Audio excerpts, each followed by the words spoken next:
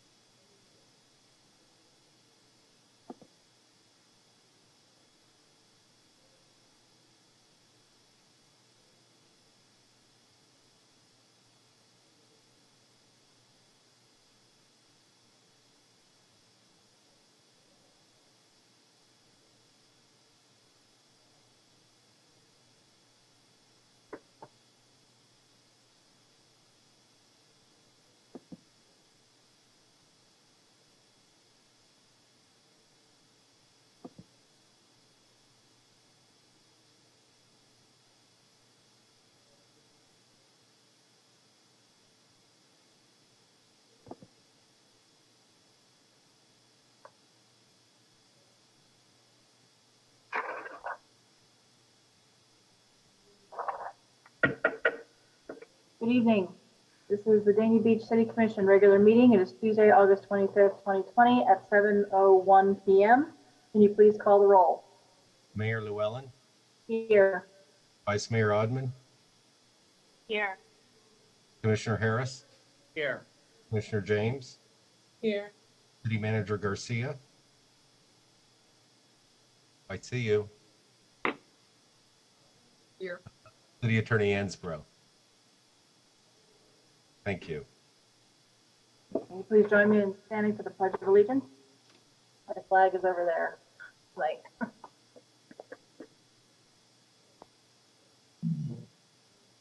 Pledge allegiance to the flag Flag of the United States of America.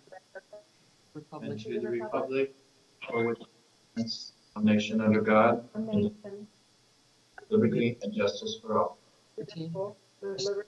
Oral.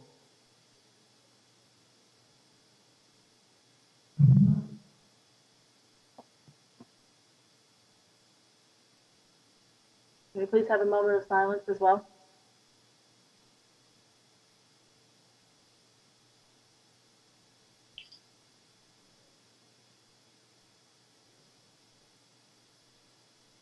Thank you. Next item is presentations and special event approvals. The first item is presentation on the Guardian Ad Litem program of the 17th Judicial Circuit, Broward County by Adina R. Wilson, volunteer recruiter. Time.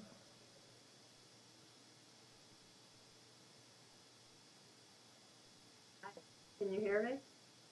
Yes, you might want to get a little bit closer to your microphone. Okay. How's that? Is that better? A little bit. Okay. I'm sorry. I'll try to speak up. Thank you. And so can you see my PowerPoint? Don't see it yet. Can you see Just my, I don't see it up there. We have to enable her for sharing in order to allow it. I was not aware there was a PowerPoint. Okay. Give us one moment. Ms. Wilson, you know that we try to limit these presentations as well in time. Okay. I didn't know that at first, but yes, we're going to zip through it. Okay, thank you. You should have the ability to hit the share button and share the presentation. I hit the share button. Should be at the bottom of the screen somewhere. Don't have one. Okay, you know what? Not a problem. Not a problem. We'll talk it through. We can do it. Okay. If you're not familiar with what the Guardian Ad Litem program does, that means you've got a relatively healthy family. When children are removed from the parent's home due to the home not being safe, for example, someone calls in to the abuse hotline and law enforcement goes out, they determine that there's guns, there's drugs, there's gang activity, there's abuse of any people living, not just children. The home is deemed unsafe. The children are then removed from the home. As you can imagine, this turns a child's life upside down, and in reality, they can't do anything. The Guardian Ad Litem is appointed to the case. Parents go to court, and the judge says, okay, you want your children back? Here's a case plan. You have to do 1, 2, 3, 4, all these steps. You have to go to marriage counseling. You have to go to anger management. You have to go to abuse counseling, whatever it is that the problem was. and then you can get your children back. So during that time, while the parents are working on rehabilitating their parenting skills, child lives in limbo. They're not in their home, they're not with their stuff, they're not in their school, they might not be with their siblings. What the guardian ad litem does is provide a dependable, responsible adult presence that the child has not had previously in their life. The guardian ad litem, initially, their number one first job is to advocate for the child in court, to make sure that whatever the court decides is going to be in the best interest of the child. We're not pro-mom, we're not pro-dad, we're just pro-child. The judges do want to hear what the guardian has to say, and they do take it into account when they make their decisions. Hopefully, at the end of this case, the family's reunified, everybody's together after. If not, the child may go into foster care. Okay, through all of this, the child is going through a lot of upheaval, and we also try to give that child some bit of normalcy, right? If you have children, you understand this, you know, who do they call to share, hey, I got an A on that test? Who do they call, you know, I asked that girl out. You know, I did my report in school, everything went great. I have a problem with kids at school. You are that mentor, okay? Especially when you start talking about the older children, the teens, you know, it's not like it used to be. There's so many programs for them. It's not when they turn 18, they're just out on the street. They want to go to college, the state will pay for it. If they don't want to go to college, they want to go to work, the state will provide them with a stipend. They want to get their driver's license, their car insurance. If you have teens, you know how much it costs. The state will help with all of that. But imagine there's paperwork. There's things that have to be done, and the child needs someone to lead them through that. A couple of interesting statistics. If you're a statistics person, almost half of our children are under age 5. Over 90% of our volunteers are employed full-time. They're not all retired people, right? What are the minimum requirements to become a guardian? Excuse me? Okay. The minimum requirements to become a guardian ad litem: you visit the child once a month. You show up in court with them, which is normally once a quarter. You identify and advocate for services that they need. Guess what? All of a sudden their grades are slipping. They need some tutoring. They're not with their children, with their siblings. They're having nightmares. They need counseling. And then you follow up to make sure that those services court ordered actually get given to the child. And we ask that you stay on the case for the duration. 12 to 18 months is what we hope. I've got a slide about, you know, all the benefits that you gain by volunteering. Okay, so how do you become a guardian ad litem? Number one, right now it's easier than ever because social distancing, everything is online. So you attend an orientation session, which is online. Every Wednesday we're offering 2, at noon and at 6 p.m. Then you complete an online application. You do an online interview. We do background checks, so you do have to submit being fingerprinted. We do a level 2 background check. And you complete your training, which, like I said, right now it's all online, and you're good to go. If you know of organizations that are doing virtual meetings, doing virtual newsletters, you know, if you'll like us on Facebook, Instagram, LinkedIn, Nextdoor, we've got some campaigns going on Nextdoor, Twitter. If you have friends and family that are interested, you know, we're always word of mouth. But normally, myself and my fellow recruiter are out, you know, we're at county fairs, we're at events, we're at health fairs, you know, we've got booths set up. We're obviously not doing that right now. So we're looking for any help with the holidays coming up. Our nonprofit arm does Christmas presents for the children. You know, you can do a diaper drive at your office. Everybody brings in 1 pack of diapers. Everybody donates $5. You know, if 10 people do $5, that's a lot of money. The next orientations, of course, will be tomorrow at noon and at 6. I don't know what to do in lieu of handing out a business card. So if you're interested or you know somebody interested, I don't know how we can do this. I can give you my phone number, my email address. Does anybody have any questions? Wow, that was quick. Thank you. No, I mean, you can give out your information here, or you can provide it to us, and I'm sure we can put it up on our city website for you as well. It's my first and last name, Adina, A-D, I should have written it down. I don't know if it's fine. A-D-E-N-A dot Wilson, like the tennis ball, at GAL, Guardian Ad Litem, .FL, Florida.gov. And if you just shoot me an email, I can send you all the information. And, you know, it's for as crazy and scary as this is for us, can you imagine what it's like for a child who's not with their family? I mean, my youngest is 20 and they call me, you know, what do you do about this, Mom? That, you know, imagine if you didn't have that person. But now imagine that you can be that person for somebody else, for another child.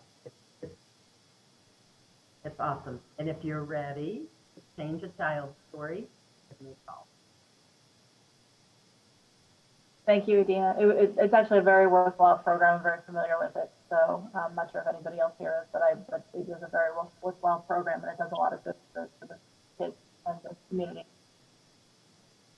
I appreciate your time. I do. And I will let you go on. If anybody has questions, you can email me later. Okay. Thank you. Okay. Our next presentation is presentation on special event at Dania Point by Kim Butler, Marketing Director for Dania Point and Kimco. There we go. Great. Good evening, Mayor Llewellyn, commissioners, and thank you for the opportunity to give you an update. Oh, you want my video? There we go. There we go. Okay, we'll start again.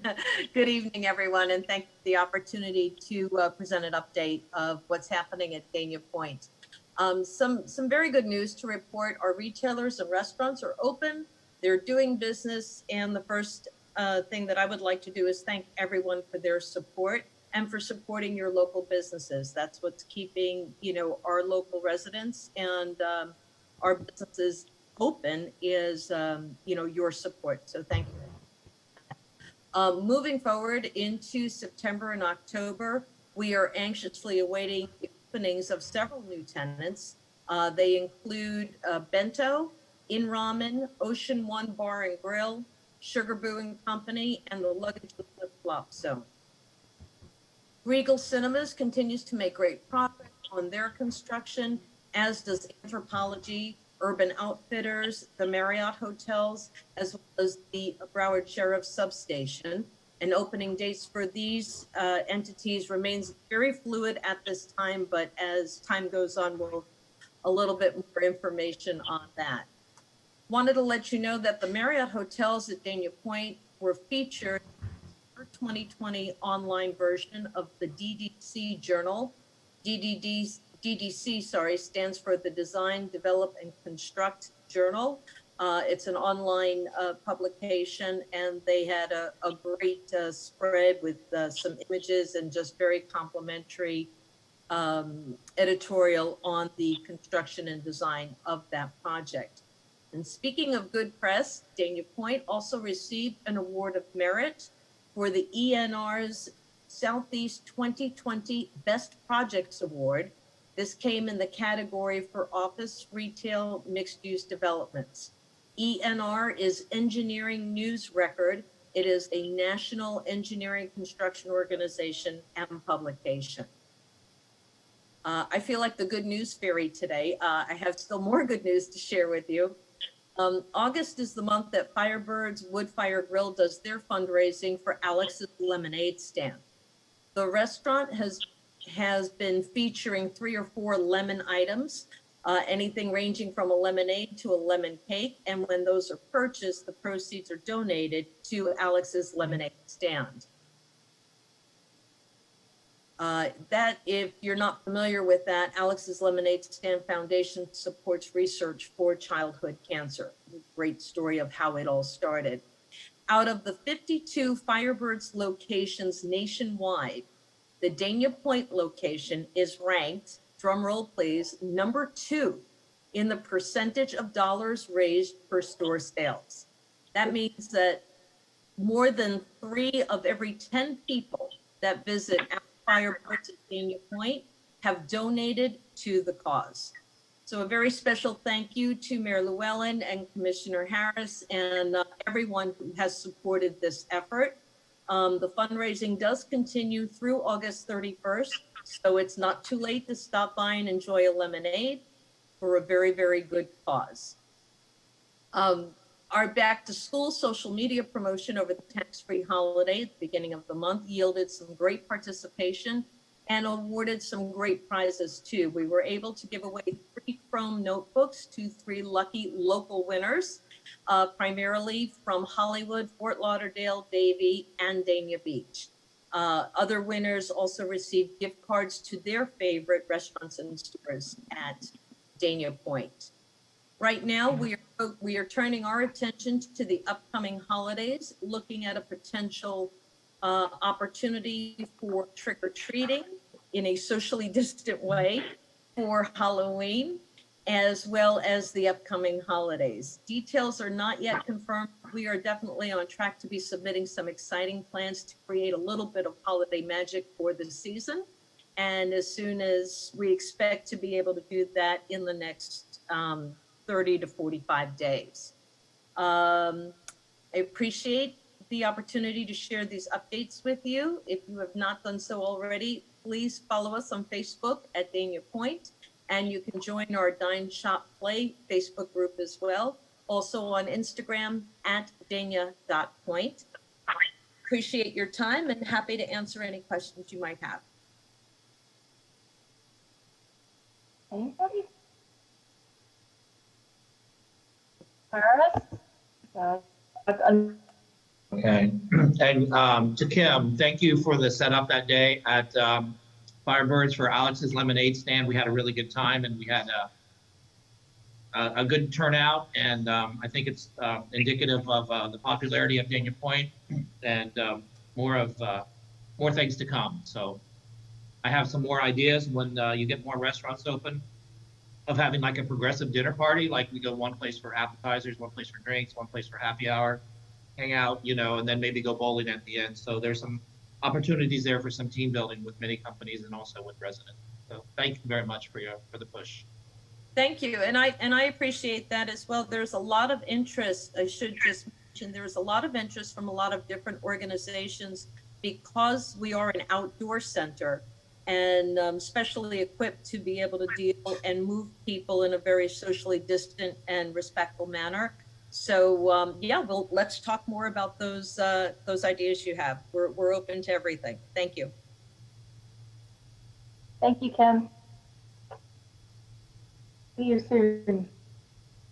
Okay, our next item is presentation of the reporting and tracking via an app of everything from a pothole to a light out. Candido Sosa Cruz, Assistant City Manager. Good evening, Mayor. Can everyone hear me? Yes. Okay, thank you. Good evening, Mayor, Vice Mayor, Commissioners, and City Manager. We're really excited in rolling out our new city app. The city app is called Ask Dania Beach. Residents will be able to download the city app from our website. It's on the front page of our website. We just posted it today. It's also throughout the website on different web pages from the Building Department, Public Services Department, Code Compliance. We pretty much placed the link to download the app throughout the website. We're also putting it out on social media. On Facebook, they'll be able to download the city app from their iPhone, from their Android phone, or they could just go to the portal on their computer. Our residents will be able to ask us any questions from A to Z. They could ask us questions on parks hours, on the beach parking lot, on the pier. If they're walking down the street, they see a pothole, they can take a picture with it from the app. There's also a GPS connected to the app. They don't have to have an address. The GPS will locate their point throughout our city, and they could submit a request, and we will know exactly where it's at. Again, if they see a cracked sidewalk, they can report it. If they see an employee doing something good and they want to report that, they can report a good news as well. It's not just a challenge or an issue. It's pretty much everything from A to Z within our city. We're very excited about the app. They could take, again, photos. If there's a leaning stop sign, they can report that. And they'll be able to communicate with us 24 hours a day, 7 days a week through the app. We've worked very hard, our IT department, our finance department, and all of our department heads, making sure that the workflows of the app, depending what request the resident makes, goes to the appropriate department head and also alternate individuals. The city manager's office will be receiving a copy of every single request that is submitted, and we will be tracking to ensure that the employees that receive the request answer the request within 24 hours and provide an explanation on either what happened or when it was resolved. Again, Mayor, Manager, Commissioners, we're very excited about this. We believe that this is another new tool for the residents to be able to communicate with us, specifically now during the COVID-19 pandemic. They'll be able to report if employees of restaurants are not wearing masks. They'll be able to report if restaurants are over capacity. So this is a great tool for the residents, for employees. Employees could also use the app to report to other departments. So again, we're very excited, and the app is currently available. It could be downloaded for free from your iPhone, from your Android phone, or you could use it from your computer, simply going to the city website. If there's any questions, I'm ready to answer. Thank you, Candido. Vice Mayor ODMAN. Hi, Assistant City Manager. I remember we were sort of working and talking about this a lot in the earlier days of other app talk. So I'm glad to see that it's finally come to fruition. My question is, down the line, are there opportunities or is the infrastructure in place with the software to add any other functionality to the application? That there is the app, the platform could be expanded, and depending what type of functionality, there are different capabilities that we could communicate with the developer, and we could expand the function of the app. Okay. I guess one thing I would, and maybe we'll talk about this separately, but you know, a lot of times people like to maybe contact certain departments, or they also like to contact the commissioners. Like if there's any way that information or that capability could be in there as well. I don't know, it's just maybe something we could talk about for down the line for future development within the app. Definitely. I know that there is a place within the app that they can reach the city manager directly on anything. And definitely we will be able, I believe we'll be able to put somewhere in there that they can reach the mayor, the vice mayor, and the commissioners. I'll get with IT. I know IT has worked very hard along with Frank in ensuring that there's no glitches with the app, ensuring that any request goes to the correct department. So we will be able, if this is what you want, we will definitely be able to add a mayor, commissioners, and vice mayor, definitely your information on there so they could communicate with you directly. We'll be downloading the app and checking it out thoroughly. Thank you. Thank you. I just downloaded it. Downloaded it. That's great. All right. On my phone, ready? User friendly. There is a tab for City Commission, which takes directly to our page in the city, and it allows you to find our contact information. Oh, so can you call us right from there? Can you press Mayor Llewellyn? That takes you directly to the City Commission page. And let's go to Vice Mayor. There's your phone number and your email right there. Is it clickable? Can you just call me right then? Your email is. I don't know about your phone number. No, not the phone number. I like them to be able to just tell me what they want to tell me right there and then. But okay, thank you so much. It downloaded very quickly and it was available right away. So I got it. It's very fast. It's user friendly. It's a very basic. As far as being able to use, we made it extremely friendly, where anyone can use it from a young person to an elderly person. This is good. I'm just looking at it now. I want to play with it for a while. It looks like some good stuff on here. Thank you. Thank you. City Manager Garcia. Yes, Mayor. I wanted to thank Candido, Frank, Monica, the whole team, and all the department directors. For the past year and a half, we just keep adding things to the list, and we're super excited that we've been able to implement this and get it forward. I see the Vice Mayor smiling because this is something that we discussed. But just kudos to the entire team, because during all these challenging times, we just keep checking things off the list to do. And this is super exciting today. Today is very, very, very special day. Thank you to the team. Thank you, Manager. Thank you. Thanks, Candido. Nice to see you. Likewise. Thank you. Our next item is a special events request. Oh, no, Bill, I'm sorry. I didn't see Commissioner Harris is waving the SOS sign. I have to, I I have see- to ask, I see I have now. to We ask didn't- for permission to be unmuted. Are we able to track how many people are using it and who they are? And are the code complaints and all that anonymous, or what is some of the functionality of that? Yes. If we add people to it. Yes, Commissioner Harris, we're able to pull reports as far as what areas, meaning categories, people are clicking on, and we're able to also provide reports on our response time and what requests or complaints or any questions are not being answered. So we're able to follow back up with the department to ensure that they're providing immediate responses to residents. Okay, and are residents allowed to text pictures to us as well? To you? Absolutely. Absolutely. Because as you know, we get a lot of calls. I mean, every day we're getting calls about stuff. So we can still answer those calls and they can contact us directly and then we can answer the questions through you. Is that right? That's correct. Okay, good. Thank you. Thank you very much for that. Thank you. Thank you, Commissioner. Okay. No other hands up. Okay. All right. Next is special event request from Dania Entertainment Center to host a drive-in movie theater at the casino at Dania Beach in the southeast parking lot, 301 East Dania Beach Boulevard, for 9 consecutive Saturday evenings from 6:30 p.m. until 10:30 p.m. beginning August 29th through October 24th, 2020, from Community Development. Are there any issues with this? No, Mayor, we have been in communication with Arnaldo Suarez, the GM from the casino. He is super excited about being able to offer our community this entertainment venue. And he's checked all the boxes in regards to safety, CDC, distancing, and all the departments have given it a thumbs up. Okay. Commissioner James? You have to be unmuted.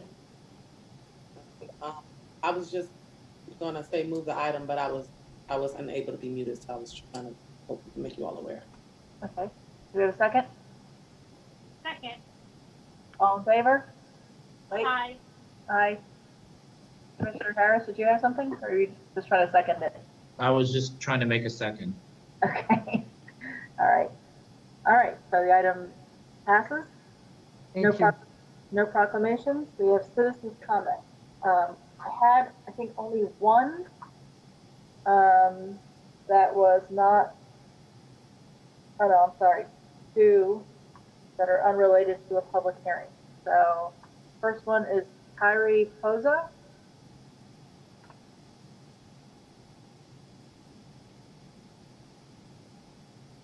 You here? Frank, is she on here? I don't see the name in the list. I saw them in the CRA board meeting, so perhaps they joined the wrong meeting. Okay. All right, well, not here. The next item is, let's see, this is Harvey J. Stepler.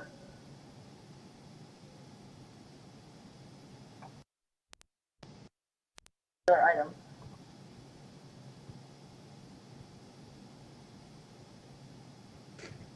There's no Harvey in the list either. How about Stephanie Jaffe?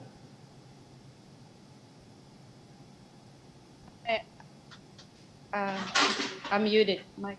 Oh, there you are. You're not anymore. Oh, hi. I thought we were going to speak later about an agenda item, a resolution. I have a number on the top. It wasn't checked off as a number, that's why. Okay, so I'll hold off and we'll call you when that comes up. Okay, great. Thank you. Thanks. Okay. And I don't see any other hands raised. Okay. Public safety report. Chief Mark?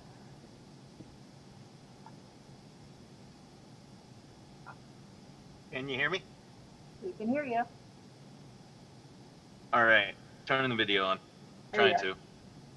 Gotcha. All right. Good evening, Mayor, Vice Mayor, Commissioners, Manager.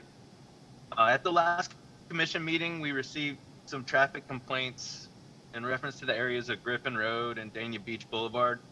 Since that time, we have deployed the message board and speed trailer on Griffin Road in separate areas for a little over a week. And then we relocated both to Dania Beach Boulevard. In the past, I know you've seen our regional traffic unit quite a bit in our city. Since COVID began, the regional motors has been assigned to the COVID testing centers. But now that they're slowing down, since Friday, we've had them in our district every day. Numerous citations being issued, especially in the morning hours on all our busy corridors. So we're going to continue that now that the COVID sites are slowing down. I'm happy to say we received our 3 new LPR speed trailers and our surveillance tower. They should be ready to be deployed by late next week. So you'll see those out. And I'd really like to show everybody how they really, really neat. We've seen an increase in stolen firearms from unlocked vehicles. So please, if you carry a firearm, do not leave it in your vehicle. They could get in the hands of the wrong people, and especially if they're being stolen, that's exactly where they're going. On Friday, August 14th, we responded to a domestic violence call where the suspect had stolen his girlfriend's firearm. The suspect was located on Sterling Road, swinging the gun around and firing rounds into the air. Once the suspect saw the deputies, he pointed the gun at them. One of the deputies discharged his firearm, striking the suspect. He was immediately transported to the hospital where he expired. Yesterday, we responded to an ag assault domestic with a firearm. While conducting a protective sweep of the residence, the deputies noticed a large amount of marijuana on the coffee table. Our detectives obtained a search warrant, and it yielded 8.5 pounds of marijuana, 35 alprazolam pills, $5,500 in cash, a firearm, and numerous credit cards not belonging to the suspects. 3 suspects were arrested and charged with multiple felonies. That concludes my report. Thank you, Chief. What about the hotel issue? There was an issue over at Homewood. The home suites, yes, that was last week. That was an all-day event, but we got the suspect in custody without incident. It just took us a long time because he had gone up into the ceiling and crawled around a bunch. We evacuated the hotel, searched all the rooms multiple times. He was moving around the ceiling, and then we got him in an electrical room. Okay. All right, Commissioner James. Hold on. Okay. Muted. Okay. I guess I'm unmuted now. There you go. Captain Marks, I've received so many complaints during the week, and a lot of times I'm already like in my bed. But there are a lot of congregating block parties that are happening, at least in the northwest section. I'm not sure if your deputy on the weekends could just, make sure to do a drive around those areas that have those complaints. I know I personally drove by one. I think it was last Friday. I can barely get my car down the road. It's concerning, especially in light of COVID and the amount of people that were gathered without a mask. I didn't call you or anything of that nature. But if you can tell your officers, especially on the weekends, to be a little more aware of those areas and them congregating as much as they were. Absolutely. And you could call me, as anyone can, and we'll jump right on it. But one of those locations is Northwest 14th Ave. And just this week, Eric and Taryn obtained a trespass affidavit for that property.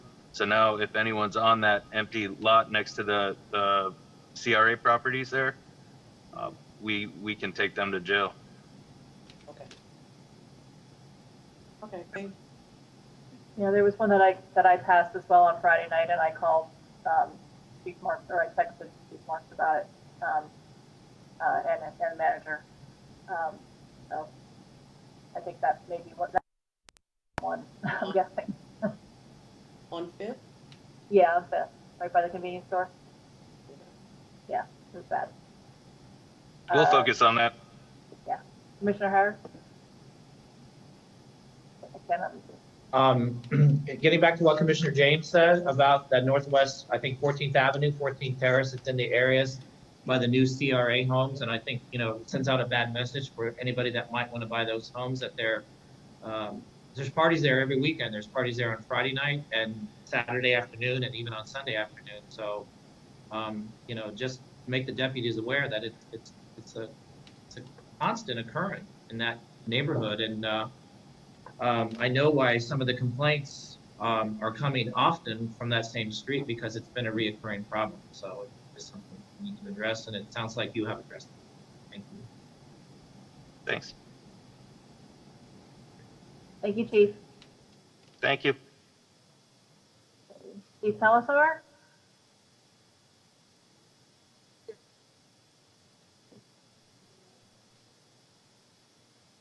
Can you see me? Can you hear me? I can hear you, can't see you. Okay, about, There you are.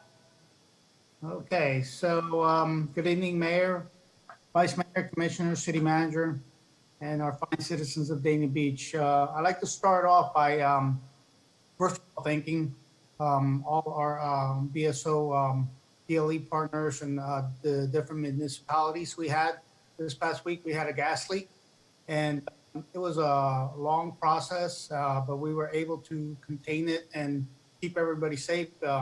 It did take a little bit over 3 hours, but Chief Marks and his deputies were awesome, and they really took care of us.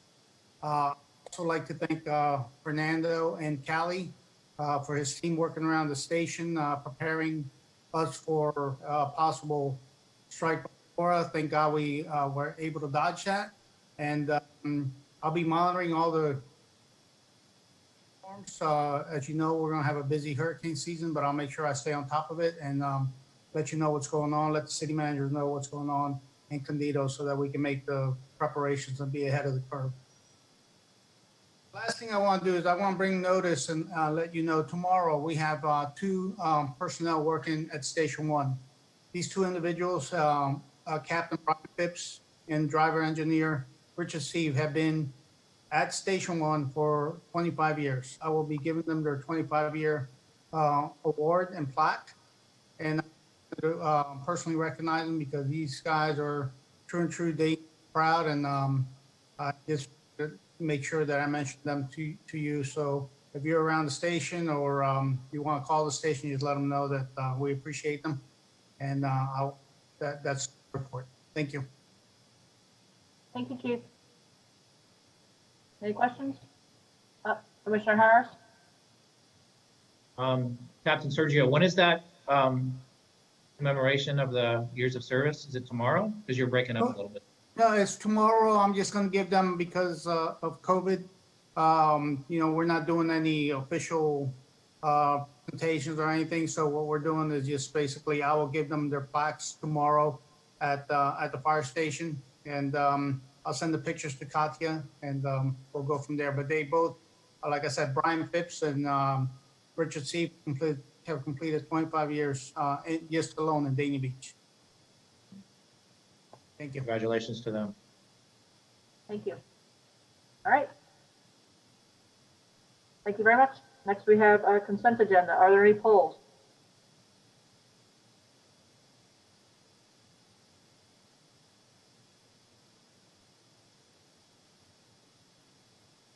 Commissioner James, you're doing something. I'm not sure if you're raising your hand or not. Okay. I don't have any pulls. I was going to approve it, but I keep being muted. Anybody else? Commissioner Harris? I'll second it. All in favor? Aye. Any opposed? No. Okay.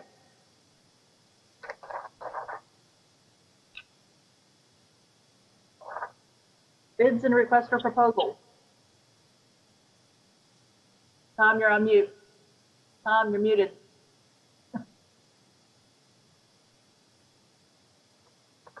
Go ahead. Still can't hear him. Can't hear you. He is unmuted. I know he is, but I'm wondering, Oh,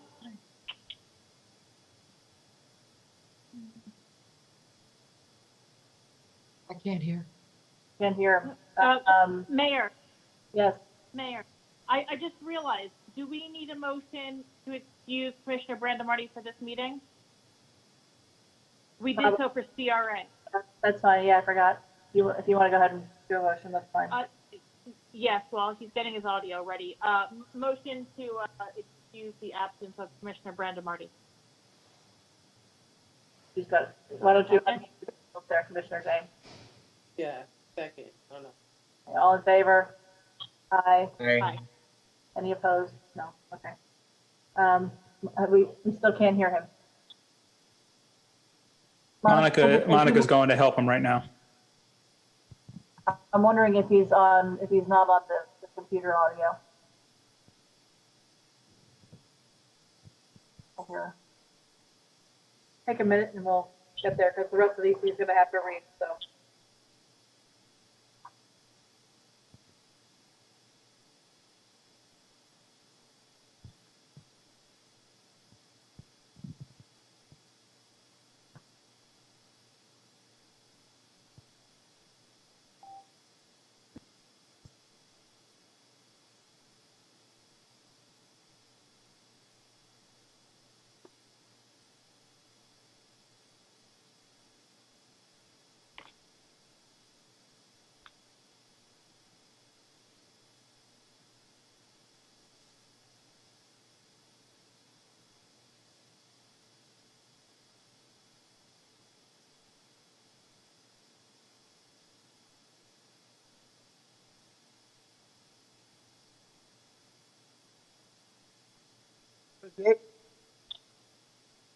That was me, wasn't it? Yes. Now? No, okay, okay. All right, thank you, everybody. 8.1, a resolution of the City Commission of the City of Dania Beach, Florida, authorizing the proper city officials to award invitation to bid ITB number 20-002 for the bulk chemical purchases for water plants to Hawkins Water Treatment Group, Inc., a foreign corporation authorized to conduct business in Florida and doing business as Hawkins, Inc., in an annual amount not to exceed $50,530. Providing for conflicts, further providing for an effective date, a public services item. What do we need to know about this? Amanda? Yes. Good evening. Can everybody hear me? Yes. Good evening. Good evening. Yes. This is an item that is to be able to provide our water plant with needed chemicals. There are several of them. And Hawkins has been, Treatment Group, Inc., has been providing this service to the water plant for quite a while, almost 10 years. They actually are very good at providing not huge batches, but the batches that we need at the time that we need them. Our plant isn't very, very large, so it isn't easy to find a vendor that will make the trip with not the largest loads of chemicals at the frequency that we need it. So we're very happy with their service, and this is simply an item to be able to go ahead and continue with bulk chemical service purchases. So.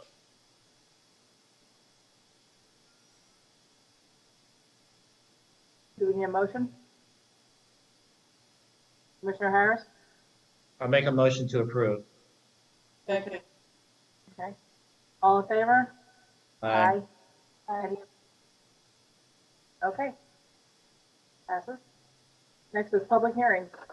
9.1, an ordinance of the City of Dania Beach, Florida, amending Article 13 entitled Prohibition of Distribution of Plastic Straws to expand the article to add new provisions to it for the regulation of styrofoam and similar products used by the city and the Dania Beach Community Redevelopment Agency, CRA, related to packaging of foods and beverages, which article appears in Chapter 17 entitled Offenses and Miscellaneous of the City Code of Ordinances. Such new provisions to include additional definitions in Code Section 17-134 and to create a new Section 17-135 relating to styrofoam and similar products to provide for the prohibition of the supply and use of styrofoam and other polystyrene and polypropylene food and beverage articles by the city and CRA contractors and temporary vendors to the city and CRA related to the use of city facilities and property, providing for severability, providing for conflicts, further providing for an effective date, second reading. This was sponsored by the mayor. Again, this is a summary of what we had done, explained at the last meeting. Does not prohibit styrofoam and similar products citywide. It would affect the city itself and its vendors and its contractors. It would give us a period of 6 months from the adoption tonight to notify people who would be affected by it, give people the opportunity to retool, to use up supplies that they already have, and new contracts would require people to abide by this. Current contracts, we would ask the people to start abiding in the 6-month period. If we can get them to do that, we can't amend their contract without their consent, but we would seek that consent. Now, this is another step. You had done the plastic straws last year. This is another step in the direction of trying to protect the environment. It's a public hearing. I know there was one person to speak. I don't see her on here though. Catherine Uden.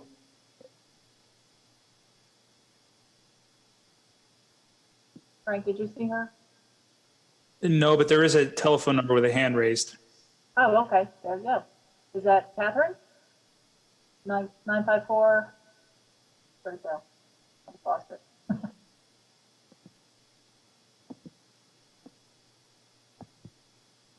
Is that the number ending in 5438? I unmuted that number. Hello? Hello? Yes, is this Catherine? Yes, this is. Hi, Catherine. This is Mayor Llewellyn. Go ahead. You just say your name and address, and we'll limit you to 3 minutes. Thank you. This is Catherine Uden, and I am the Southeast Florida campaign organizer for Oceana. I live at 1120 Lion Tree Street in Hollywood, and I just wanted to thank Mayor Llewellyn and the City Commission. Thank you so much, Mayor, for your leadership on this issue. Thank you so much to the Dania Beach City Commission. I know you passed this first reading, and this is an important step. Any reduction in single-use plastic or foam is a great step forward. We want to commend you for recognizing that single-use polystyrene foam is overburdening our landfills, choking our waterways, polluting our oceans, and accelerating climate change with harmful greenhouse gases. So I urge the City Commission to vote yes on this ordinance, and I would love to be able to help with any kind of outreach you have, any kind of education to the public or to businesses as to why this is an important step. Thank you so much. Thank you. Commissioner James?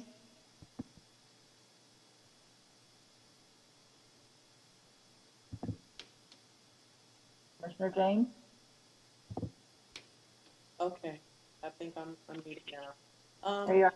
Yes, Catherine, I would like to get with you to see like what will be the next step, because I know that we can't do a lot because we're restricted at the state level, but I do know that there are more creative ways, such as the ones that we are currently taking, that we could be taking as a city, and I would like whatever you have to bring it forward to this commission.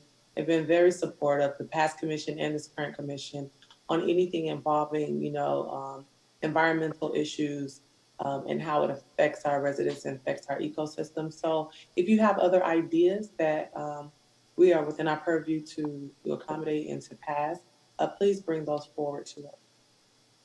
Absolutely, I will do so. Thank you so much. Thank you. Thank you, Catherine. All right, I don't see any other hands up.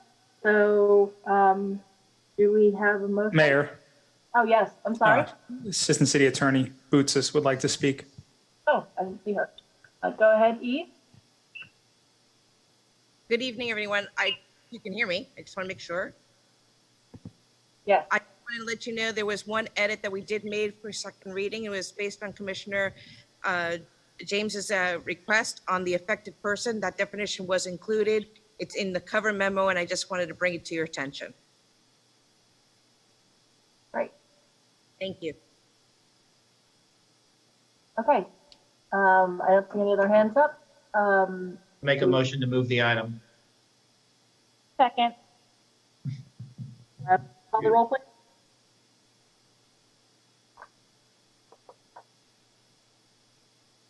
Tom Snyder? Hello. Sorry. Commissioner Harris? Yes. Commissioner James, Yes. Vice Mayor Odman, Yeah. Mayor Llewellyn. Yes. Motion carries 4-0. Tom? Okay, items 2, 3, and 4 are all related. These are quasi-judicial hearings. Anybody who's going to speak from the city staff and from the applicant will be sworn in after I complete the reading of all three of these. The first is the ordinance of the City Commission of the City of Dania Beach, Florida, approving the request made by Rod A. Finer Esquire on behalf of 2750 Griffin Holdings LLC for a rezoning RZ 01820 and flexibility units allocation OT 01720 for properties generally located at 2750 Griffin Road in the City of Dania Beach, Florida, as legally described in Exhibit A, a copy which is attached to this ordinance, changing the current zoning classification of the properties from commercial C2 and single-family 8,000 residential district RD 8,000 to planned residential development district PRD1, subject to certain restrictions, providing for conflicts, providing for severability, further providing for an effective date. Next is a resolution of the City Commission of the City of Dania Beach, Florida, approving the site plan SP 022-020 submitted by 2750 Griffin Living LLLP for property located at 2750 Griffin Road and other adjacent parcels in the City of Dania Beach, Florida, as legally described in Exhibit A, a copy which is attached to this resolution, approving a variance BA 02320 from Section 205-10B for a 5-foot setback when a 20-foot setback is otherwise required, providing for conflicts, further providing for an effective date, and last, a resolution of the City Commission of the City of Dania Beach, Florida, approving a plat PL 9919 submitted by the property owner 2750 Griffin Holdings LLP, for property located at 2750 Griffin Road in the City of Dania Beach, Florida, providing for conflicts, further providing for an effective date. These are community development sponsored zoning issues. Anybody who's going to testify from the city staff, I guess that would be Corinne. I'm not sure anybody else from the city. And then the attorney does not testify, but Mr. Caller, I think, is with us. Anybody else from the applicant? Who else is present? When you were called, I'll swear you in rather than do it at one time. So we'll start off with Corinne. Corinne, do you swear from the testimony you will give will be the truth, whole truth, nothing but? Yes. Okay, and for the commission, if you've been contacted either for or against any of the applications, if you would disclose that under what's called the Jennings rule, that would be helpful. Yes. Okay. Both sides. All right. Okay. Okay, and Mr. Okay. Wilbur has his hand up as well. Okay, we can start with Corinne. Okay, we'll start with Corinne. Okay, good evening. This item, the 9.2, is second reading of the rezoning and the flex application. I did make a previous full presentation, as did the applicant, on July 28th. I am prepared to make that presentation again if you'd like to hear the staff presentation, but it is second reading, and there's been no changes. They are requesting to change the property to PRD1 zoning, and they're asking for the 75 flex units for this application. And then I do have a presentation for the next two items. Would you like me to move on to those, or do you want to hear these items separately? Move on to those. Yeah. Okay, does anybody need to hear the presentation on the first item?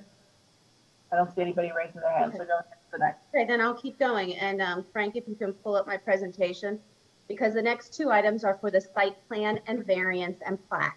And while the applicant pretty much did make a presentation and described the site plan, staff hadn't presented it, and there is a variance associated with it. So I would like to walk through that with you.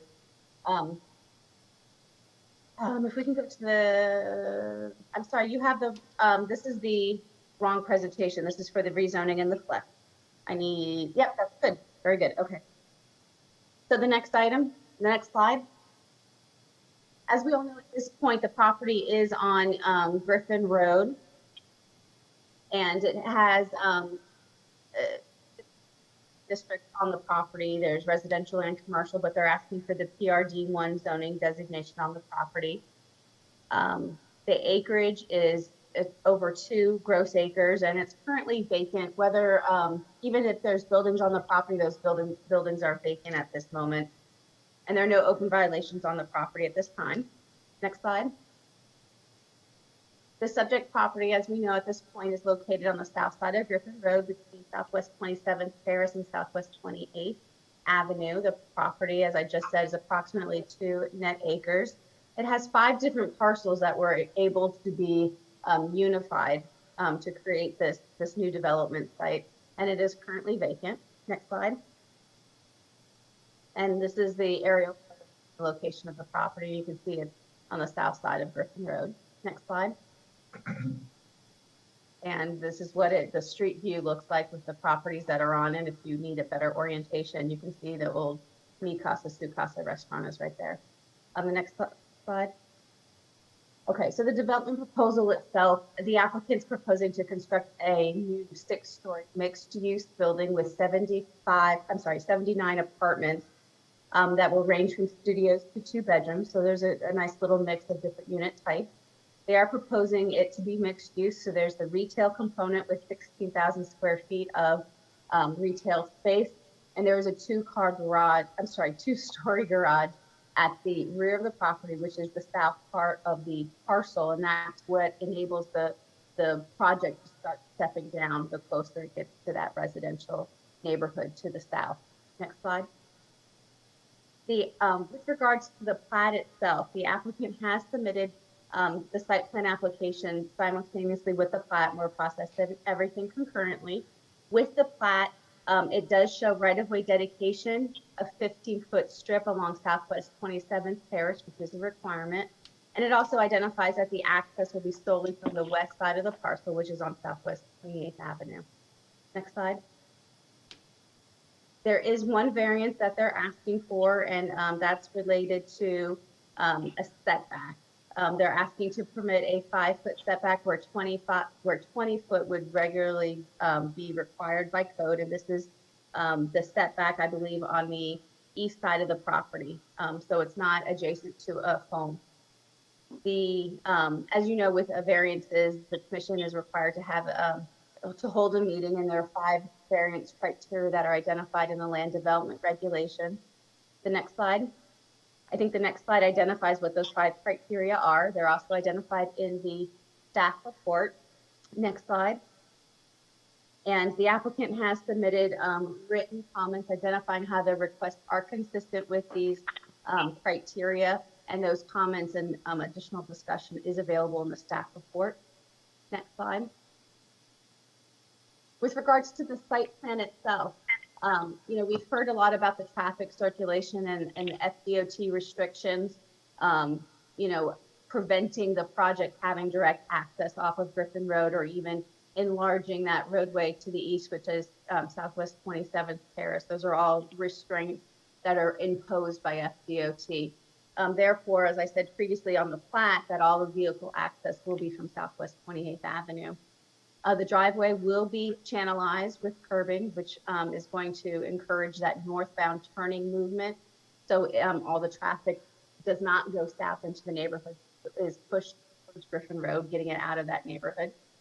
And at staff's request, that building tapers down. So the higher, taller portion of that building is on Griffin Road, furthest away from the neighborhood and the homes.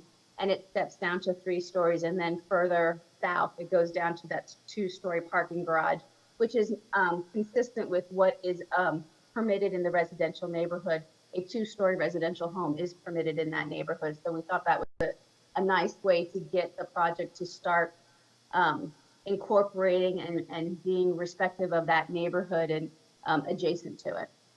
The setbacks, in addition, I just lost my very last screen, but in addition, those setbacks that are identified in the PRD 1 zoning district provide the same setbacks as would be required for a single family home on that rear property line. So that was another way we were able to get the new project to, respect and integrate into that adjacent neighborhood and homes that are there. Next slide. This is a photo of the site plan. As you can see, the dark gray footprint is the building itself, and that's on the north side of the property, close to Griffin Road. And you can see the parking on the site plan south of those buildings. That's where the garage is, and that's where the step down starts to occur. And I know the applicant and architect may want to speak to the site plan further as they do their presentation. Next slide.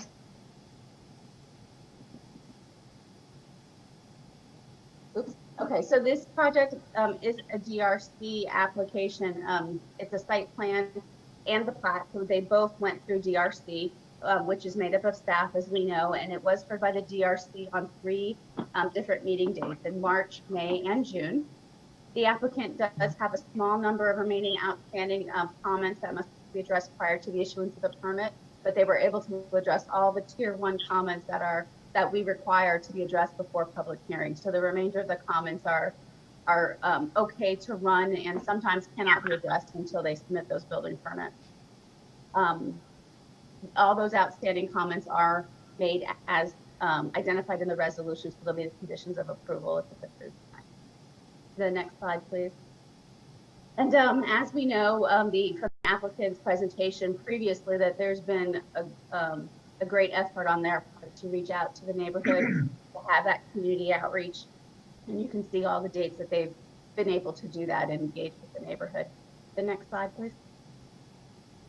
That concludes staff's presentation at this time, and we're recommending approval of the resolution to plat, the variance, and the site plan, provided that the remaining DRC comments are made conditions of the approval for the site plan.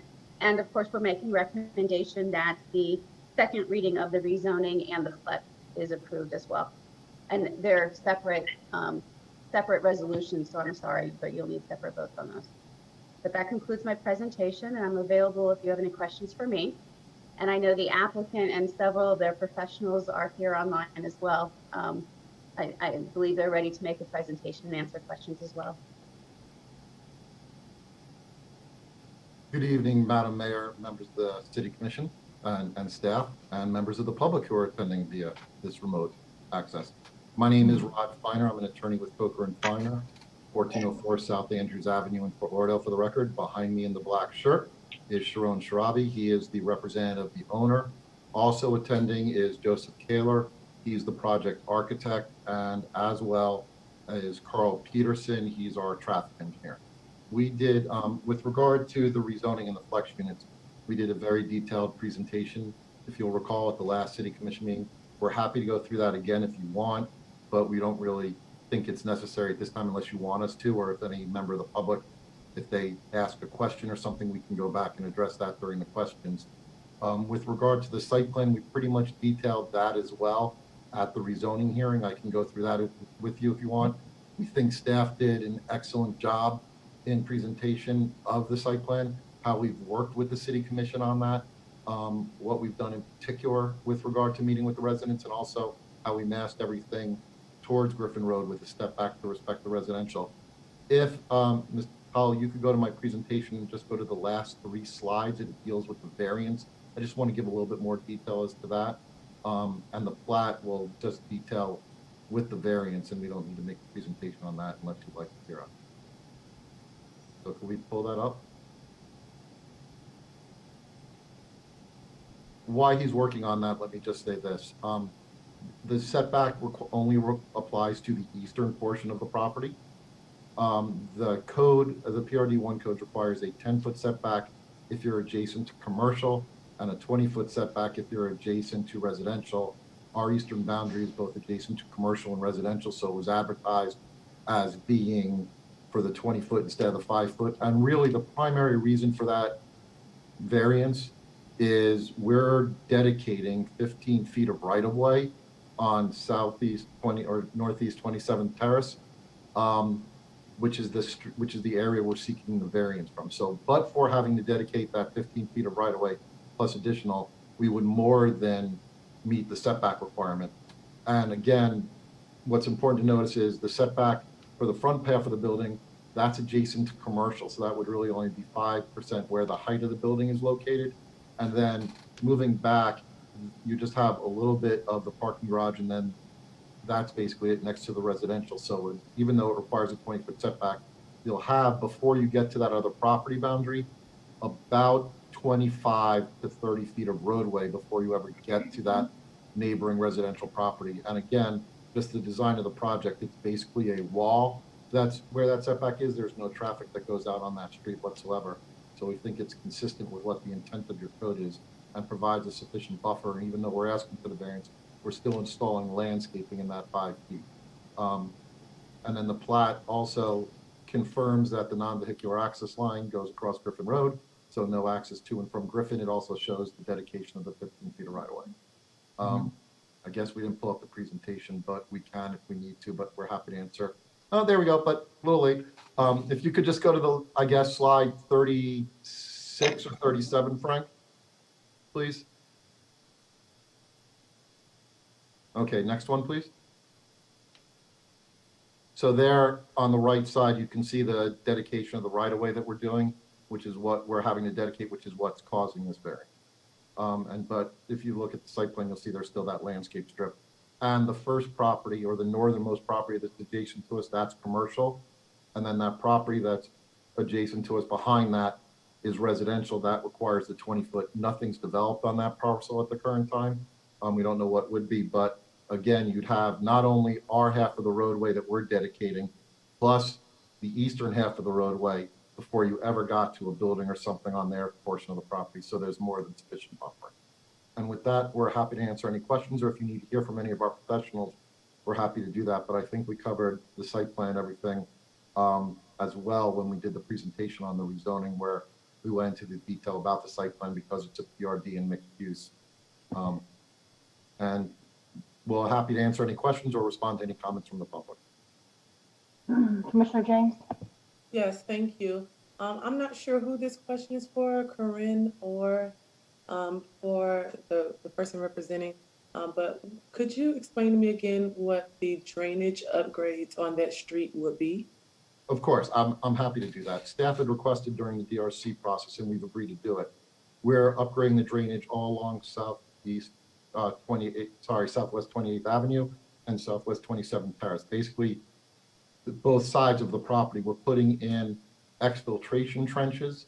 So first of all, let me say this. We're handling all the water on our property. We're not discharging off the roadway. But the roadway right now currently has some flooding conditions where it floods back towards the residents behind us. We're putting in exfiltration trenches and additional drainage. That's about $400,000 worth of improvements to help improve those roadways and the drainage on those roadways. But the actual other drains that are located on that road, is that tied into this project in any way? I know that a lot of the drains out west, they don't really tie into an outlet somewhere, but I'm not sure if this was going to be a benefit for us in those regards, or are you just speaking of the whatever type of trenches you say? I have no idea what the proper name is. So basically, they're deep trenches that will handle drainage from the water that go into the ground, help them spread out through the ground. Those exfiltration trenches and that drainage should, if the drainage roadway is improved, someone will be able to tie into that and make it as a full complementary system. The ability is there to do that, but right now it's not tying into anything because nothing else really exists. Okay, so no other infrastructure underground. Correct. Okay, thank you.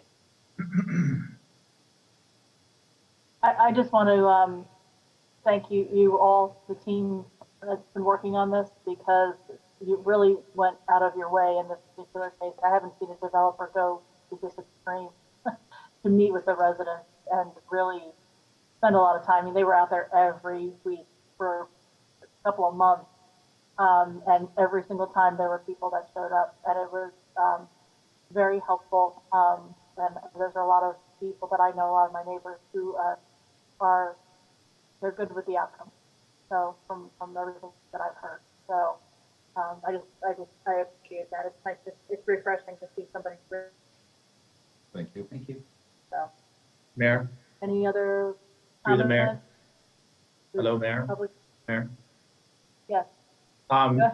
I'm sorry. Yeah, I mean, I echo your sentiment because the amount of effort that was put into this since last January, I think is commendable, especially by our staff, Corinne and all, and then also by Rod and Sharon.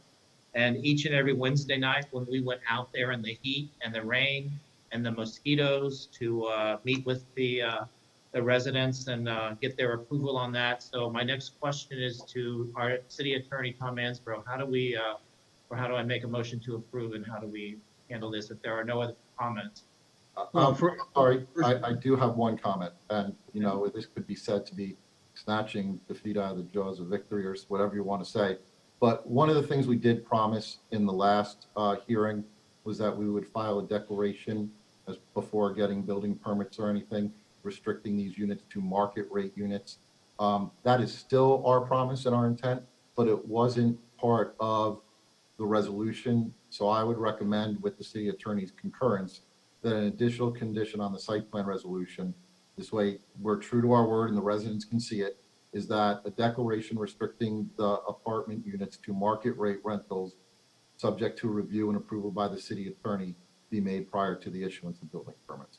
This way, we're true to our word, we're following through with what we told the residents and what we told you. Mr. Finer, does it also encompass certain uses that your client is not going to allow to be operated there? Is that correct? Correct, but that's already part of the ordinance, so we don't have to do that. Okay. All right, so Mr. Harris, after we hear from the public, if any, we would then have separate votes for each of the three items. We have to conclude the public hearing. Okay. To approve item 2. Anybody from the public hearing? Anybody from public? Mayor? There's no other hand. Okay. So we have a motion on the table from. For the Do we have a rezoning. second? For the rezoning. Okay, you want to call the roll?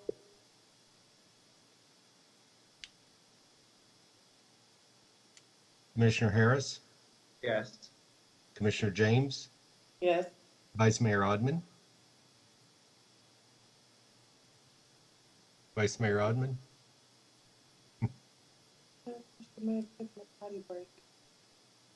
You there? No, Did you say no, no? I'm here. are you? I'm here. This is Can you hear me? Yes. Yes, are you voting? Yes. This is, okay, thank you. Mayor Llewellyn. Yes. Motion carries 4-0. Okay, for the next item, it's the site plan, the variance, and I think they're just those two things, right? Correct. And site plan and variance, with the condition, as Mr. Finer proffered, to propose restriction of the covenant. Yeah, the restrictive covenant that we had negotiated. A motion to approve item 3 With that covenant? with the restrictive covenant additions. There a second? I second it. Do we have to see if there's public comment before all of them or just the first? I did them all together, so if anybody wanted to speak, it would have been the time. They could still do it if they want to. Is anybody there?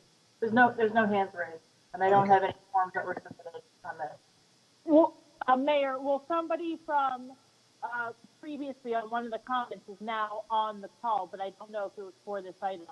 It's not. Also? No, it's not for that item. Okay.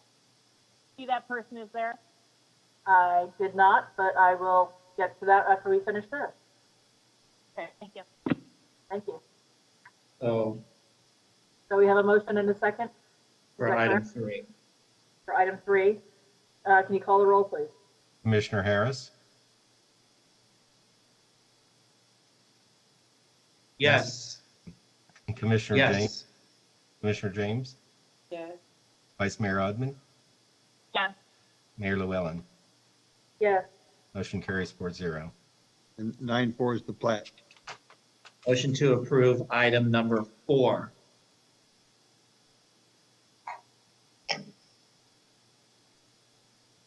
we have a second? Second it. Okay, call the roll, please. Commissioner Harris, Yes. Commissioner James, Yes. Vice Mayor Odman, Yes. Mayor Llewellyn. Yes. Motion carries 4-0. Thank you very much. We look forward to bringing this project to fruition in Dania Beach. Thank you very much. Have a nice Like to- night. Thank you. I'm going to finish the rest of the public hearings before we go back to the other item. Okay. All right, so number 5. 9-5 is an ordinance of the City Commission of the City of Dania Beach, Florida, approving the request made by the applicant CCI Properties 1, Inc. to amend Chapter 28 entitled Land Development Code of the City Code of Ordinances by amending Part 1 entitled Use Regulations, Article 105 entitled Use Regulations for Residential and Open Space Zoning Districts at section 105-220 entitled PRD 1 District Supplemental Regulations, amending Part 2 entitled Site Development Regulations, Article 205, entitled Tabular Summary of Site Development Standards for all zoning districts at section 205-10B, PRD-1 and multiple family districts in order to provide bonus density criteria, including but not limited to affordable housing, providing for severability, providing for conflicts, further providing for the effective date. First reading, sponsored by Community Development.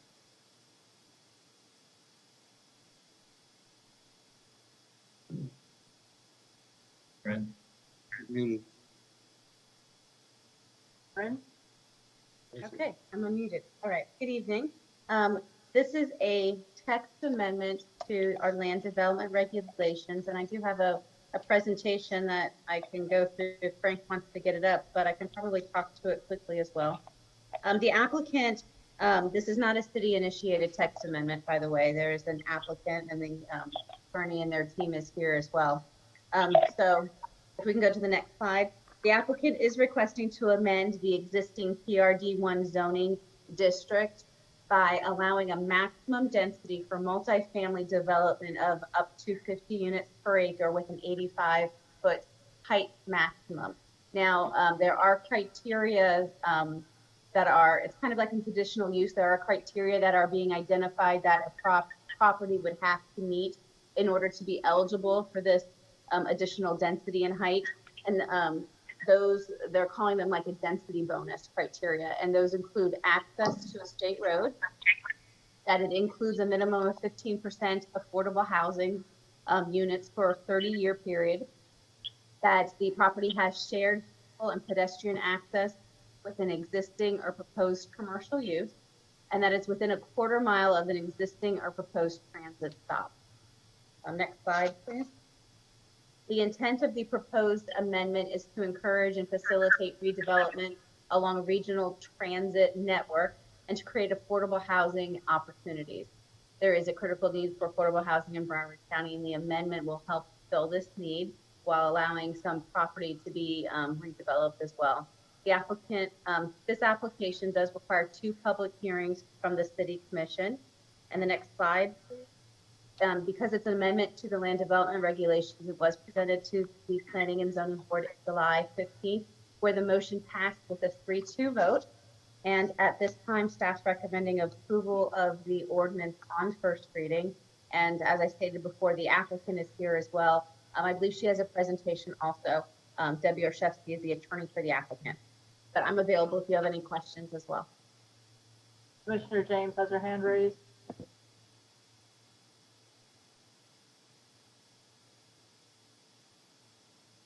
Commissioner James. I'm sorry, I was waiting to be unmuted. Who is the applicant and what property is this in reference to?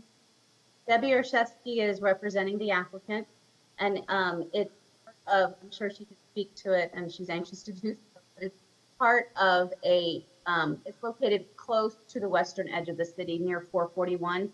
You know, as you know, that Dania Beach doesn't touch 441, but we come very close. So it's at the corner of what would be Griffin and 441, that area. Most of it is Hollywood and is being developed, but there is a parcel, which is the mobile home park out there, which is in the city of Dania Beach. And that's the site that they're preparing for redevelopment at this time. So it's the mobile home that sits on that Lucky Street? No, this is Griffin and 441, and it's closer to the canal, the By the waterway. Wawa? By the Wawa? Yes. Okay. Okay. I guess I'll wait to hear. I would like to wait until I hear from the attorney who's representing, because I do have a few questions about this.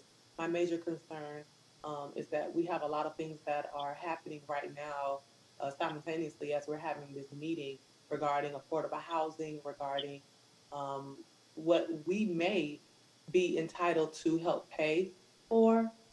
So I do have a concern of affordable housing, and since that has come to my attention, I don't know if I want to ask that this is deferred pending what happens in Broward County, but I want to make sure that we won't have any additional obligations when it comes down to what we are, new projects that are coming for here for commission approval. Vice Mayor, did you want to ask your question now or wait until after the attorney speaks? I'll let her hear my question and she can address it when she goes in through everything. My Sure. question is, what is the price point of the affordable housing? Just the check That's what I would like clarified, but I guess we can let her go ahead with what she wants to say. Okay. Ms. Orszewski? Unmute. There you go. Okay. Good evening, everyone. I'm Debbie Orszewski. I'm an attorney with Holland and Knight, and with me this evening is the property owner. Can you all hear me? Yes. Okay. The property owner, Andy Barbar, who is available if you have any questions about what's going on currently, as well as the development management team, Eric Metz and Louis Birdman. If you could, I guess it's Frank, if you could put up the presentation, I can begin to give some context for what we're talking about. That's not up. Okay, if you could go to the second slide, please. Keep going the other direction. You're at 9, I need like 2. Oh, okay, if you would go to the next slide, please. You see it? This is a good starting point. The orange parcel, the entire holdings that Mr. Barter has is the blue, which is in the city of Hollywood, and the orange parcel, which is in the city of Dania Beach. The orange parcel is about 5.5 acres. The Hollywood piece, which fronts on 441, is about 3.2 acres. The Dania Beach parcel has been a mobile home park for a great deal of time. It's clearly underutilized. The proposal that we're putting forth was really to figure out a way to allow this parcel to be developed consistent with really what's going along the 441 corridor, and really to make this piece a part of that.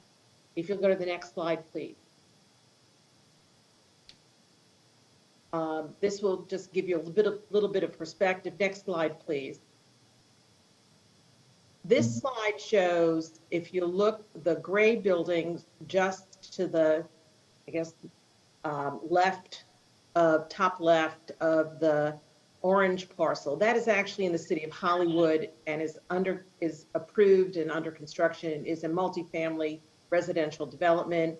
The frontage that's on the piece is I guess someone referred earlier to the Wawa, that's correct.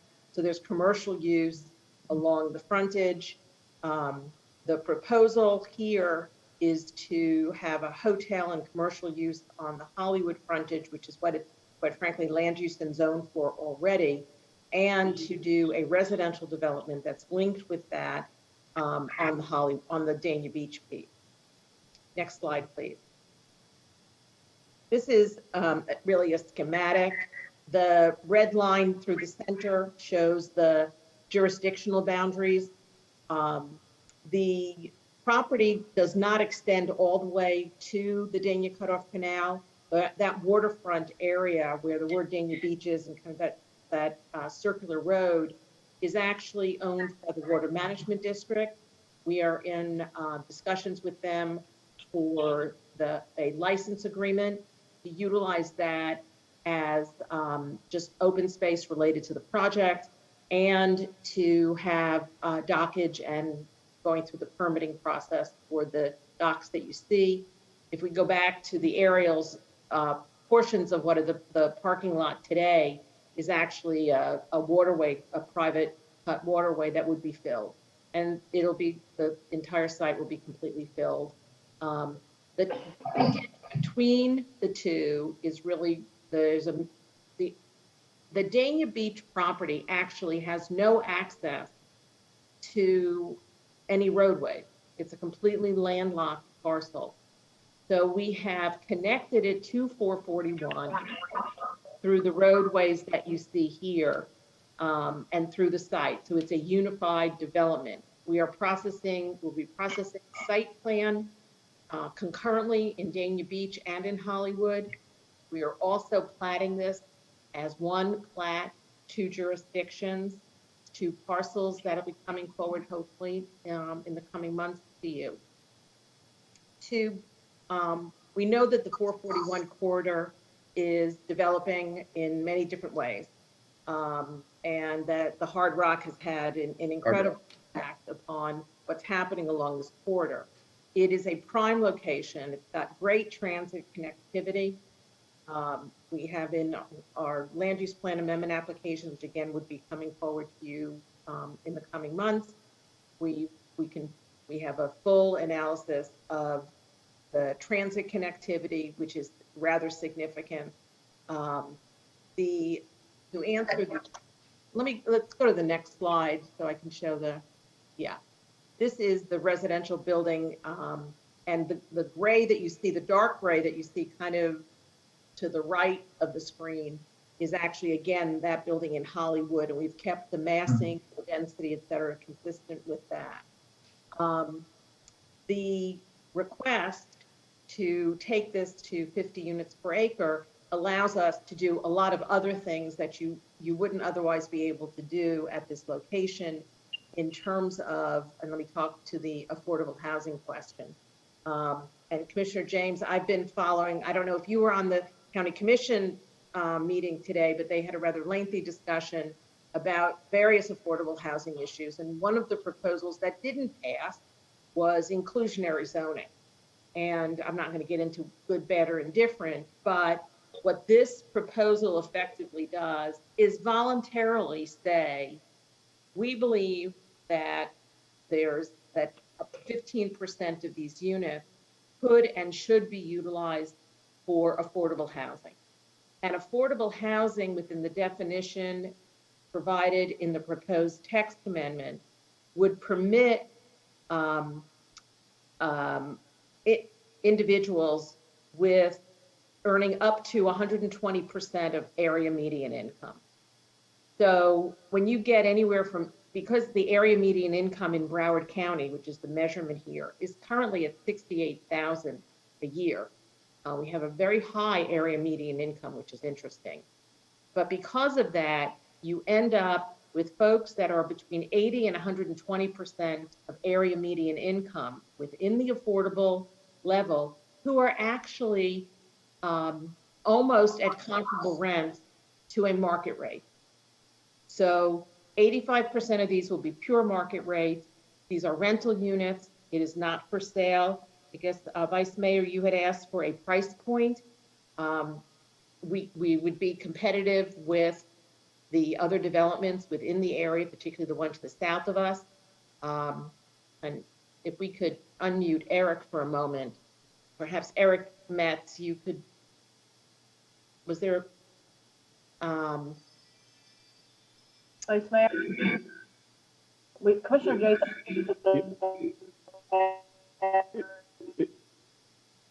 He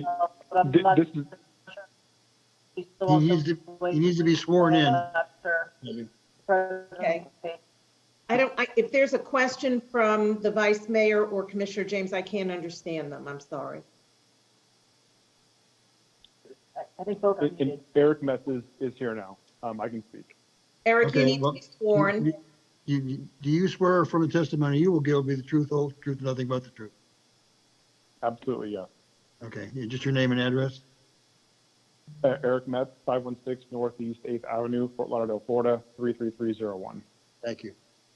Eric, if you could just give the commission a sense of both the market rates that we're contemplating here, as well as the affordable rates that we've been talking about. Yeah, absolutely. So on the market rate, I think, you know, what you see in sort of the submarkets throughout Broward County is what Debbie was alluding to. It's a little bit interesting in that the market rate and affordable rates somewhat converge in some areas. And for this area here, you're looking at, just based on the published rates, let me just pull it up here real quick, is starting somewhere around 1,800 or so and going to about 2,000 at the 120 per month at 120% of the AMI. How we have underwrote this project is actually lower than that on a absolute dollar basis. given where we believe this market needs to be, and also to absorb what is going to be the size of this project. You know, it takes time to grow into a full occupied building, and also ultimately your rent, because it just takes time to grow that. And you know, we think this part sort of voluntarily being at 15% is one thing, but we think the entire product is actually be very, very close to the market and affordable rates in this area. So you're looking for our underwriting somewhere between, call it $1,700 a month, kind of starting, moving up into the low 2000s per month. But again, we also have a range of products that's going to span all the way from fairly large studios, as we're planning, all the way up to 3 bedrooms, plus all the full amenities. And what we're also looking to do on the ground floor is more than just and again, we're getting to our site plan a little bit, so I apologize for kind of jumping ahead, but it's not just a little tot lot and basic amenities. It is a full amenity package, taking advantage of a very large area there to provide that opportunity. That's more than just basically a blanket apartment unit. It's much more than that here. Did I answer the question, Debbie? Yes, I think I would defer to the vice mayor, but yeah, I think I'm unmuted now. Can you hear me? Yes. Okay. So just so that I understand, so 85% of the units will be at about 1,800 to 2,000, and 15% of the units will be from 1,800 to 2,000, and 15% of them will be from 1,700 to 2,000. Is that Eric? You want me to clarify? Yeah. Okay. So what we were referring to was if you take the affordability level all the way to 120% of AMI, an individual earning 120% of Broward County AMI can afford, under state standards and federal standards, between $1,800 and $2,100 a month. So those 15% units may be running at that level. Now, if there's an individual who only earns 80% of AMI, then we may choose to have their rent a bit lower, or they may be directed to a unit that is smaller. But the 85% of the remaining 85% of the unit will be at the market rate, comparable to a non-affordable project. It's just, this is only a small component to help feed into the need in Broward County for more affordable housing. And I understand that. So market rate is at around 18 to 2,100, correct? Correct. Yes. Okay. So, and then the affordable units are, like you said, due to what the income is in that area, it's going to be around the same thing, around $1,700, $1,800, $1,900 for the affordable unit. Of a comparable size. Yes. Yeah, of a comparable size, and the one really important point is I think as you've all seen, you know, Dania grow, and so have we, you know, over time, is also providing sort of a ceiling for you on that 15%, because you do have a 30-year trajectory, and you know, market rate rents can change to the positive, and as we're seeing now with COVID, also the negative, because it does have an influence. But you have a 30-year sort of term on that 15%, which again is part of the voluntary election, I guess, to say it that way, with this proposal. Okay. I mean, for me, it doesn't seem, it doesn't make sense to me. I mean, of course you can't tell what the income is for that area, but it doesn't, in that the structure of building in affordable housing is fantastic, but it doesn't seem like it's really built in affordable housing when it's through no fault of your own. It's not an affordable, it doesn't hit at an affordable price point. So is there nothing that could be done to lower that price point from your end Let me to make suggest. it truly affordable? It's an interesting, it's very interesting, and I don't know, Vice Mayor, if you were on the county commission meeting listening in today, but there was a discussion about moving towards having different levels of affordability. Right now, under the Broward County Land Use Plan, when they say you need to provide affordable, it's up to 120% of AMI. There is a move within the community to break that down so that you would have, say, X percentage of units at 80% of AMI, X percent of units at 60% of AMI. And that way you capture individuals who earn a lower income, which I think is what you were getting at. If that's something that you'd like us to explore with staff, there are ways to build those in, but we will have to refine that provision a bit. We're happy to work with staff. We've just been following the Broward County Land Use Plan pattern as it has existed, quite frankly, since '05, when we first, '06, when these requirements were first beginning to be incorporated into the land use plan. We are getting. I understand that you were following it and you were following it correctly. I just think that in this circumstance and for the project, at least as it was presented as a first read for me, it flaps different because I thought that affordable housing component was going to be truly affordable. And for this area in Dania Beach, $2,000 wouldn't be affordable. So maybe that is something that could be worked with staff, although I guess I'd like to hear from the other commissioners to see if they have any similar feelings on it or if they feel that this is sufficient. Commissioner James has her hand raised. Yes, thank you. Can you hear me? Okay. How many units? I know you might have said it, but I have a few questions. How many units would this be? We have 275 units in the current proposal from what we're showing you this evening. If you could go to the next slide, Frank, just to give a little bit broader perspective here. Thank you. Okay, thank you. My second question, the price point monthly, I do agree with everything that the Vice Mayor is saying because that kind of seems like a play on words. So from an elected official standpoint or myself, you know, when you are trying to help solve the issue of affordable housing and we have a lot of different proposals and projects that come up before us, and to make sure we are being responsible enough to address these issues, it addresses it with words but not with action, and that's something that I am concerned about. I want to know for the market rate homes, what is the square footage of a 1-bedroom versus a 1-bedroom unit for the 80% AMI household? The unit sizes don't change based upon whether they're affordable or not affordable.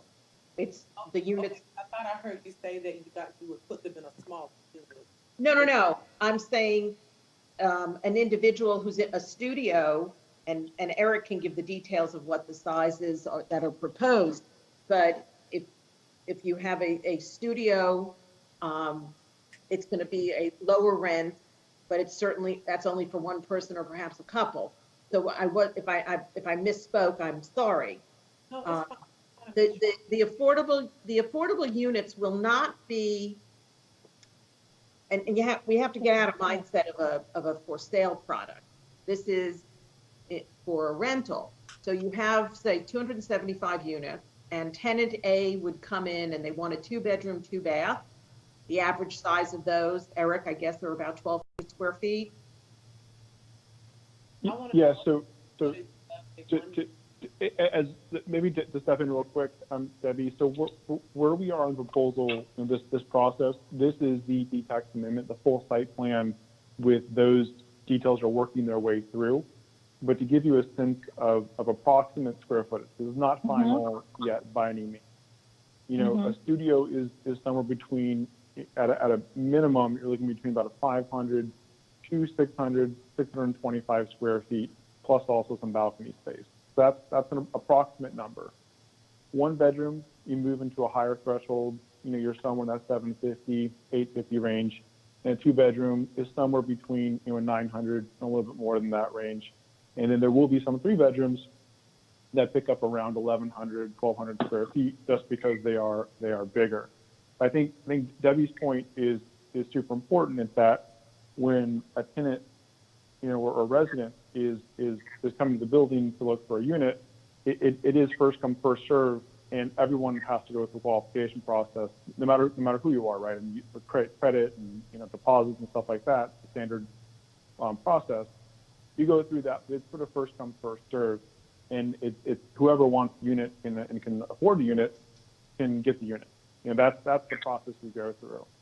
Let me add something to that. What typically happens in we have a number of developments recently where a portion of the unit are income restricted. So what that means is on an annual basis, there will be a reporting requirement, and we've done this with Broward County before, and we can show you some of the declarations that are required, where there's a reporting requirement that for the calendar year, you know, 2021 to 2022, you've had 275 units and 32 of them have been leased to individuals with an income that meets the income eligibility requirement. That kind of certification then needs to be done on an annual basis as they lease up. I will tell you though, whether you're in this kind of partial inclusionary zoning or an individual, a tax credit development, which this is not, you're not getting any governmental subsidies for this project. If the person starts and they meet the income eligibility, but they happen to, over the course of their years as a tenant, their income goes up, they're not thrown out. So that's kind of been built into federal housing policy for a long time. The estimated rent for a 1-bed if the studio does not. Eric? I think if I heard the question, it faded out there a little bit. I think it was an estimated rent for like a 1-bedroom. Is that the question? Yes. Okay. So you're probably based on the unit. You're somewhere between, on the low side, probably 1,750 to call maybe 1,875, 1,900. But I thought that was the price for the yeah. Well, that's so that's the top end of, if you have an individual who's earning 120% of AMI, they can actually afford almost a market rate. And if, as Vice Mayor Odman was saying, you'd like a further refinement so that we capture individuals and have income restrictions that allow individuals that do not earn that much income to have a home here, we're happy to work with staff to do that kind of refinement. Looking for affordable housing cannot live at this development. I don't care what you call it, you put a bow on, $1,700 for a 1-bedroom. It's definitely not affordable in South Florida at all. That's why we're in the crisis that we're in. So I'm just asking questions. I'm really interested to know what the community thought about it. So has there been any community outreach? I know to the left. I know to the community. We don't have any neighbors. I mean, There's no residential out there. We don't have any neighbors other than the industrial development to the east of us, who we've been in conversations with about infrastructure improvement. But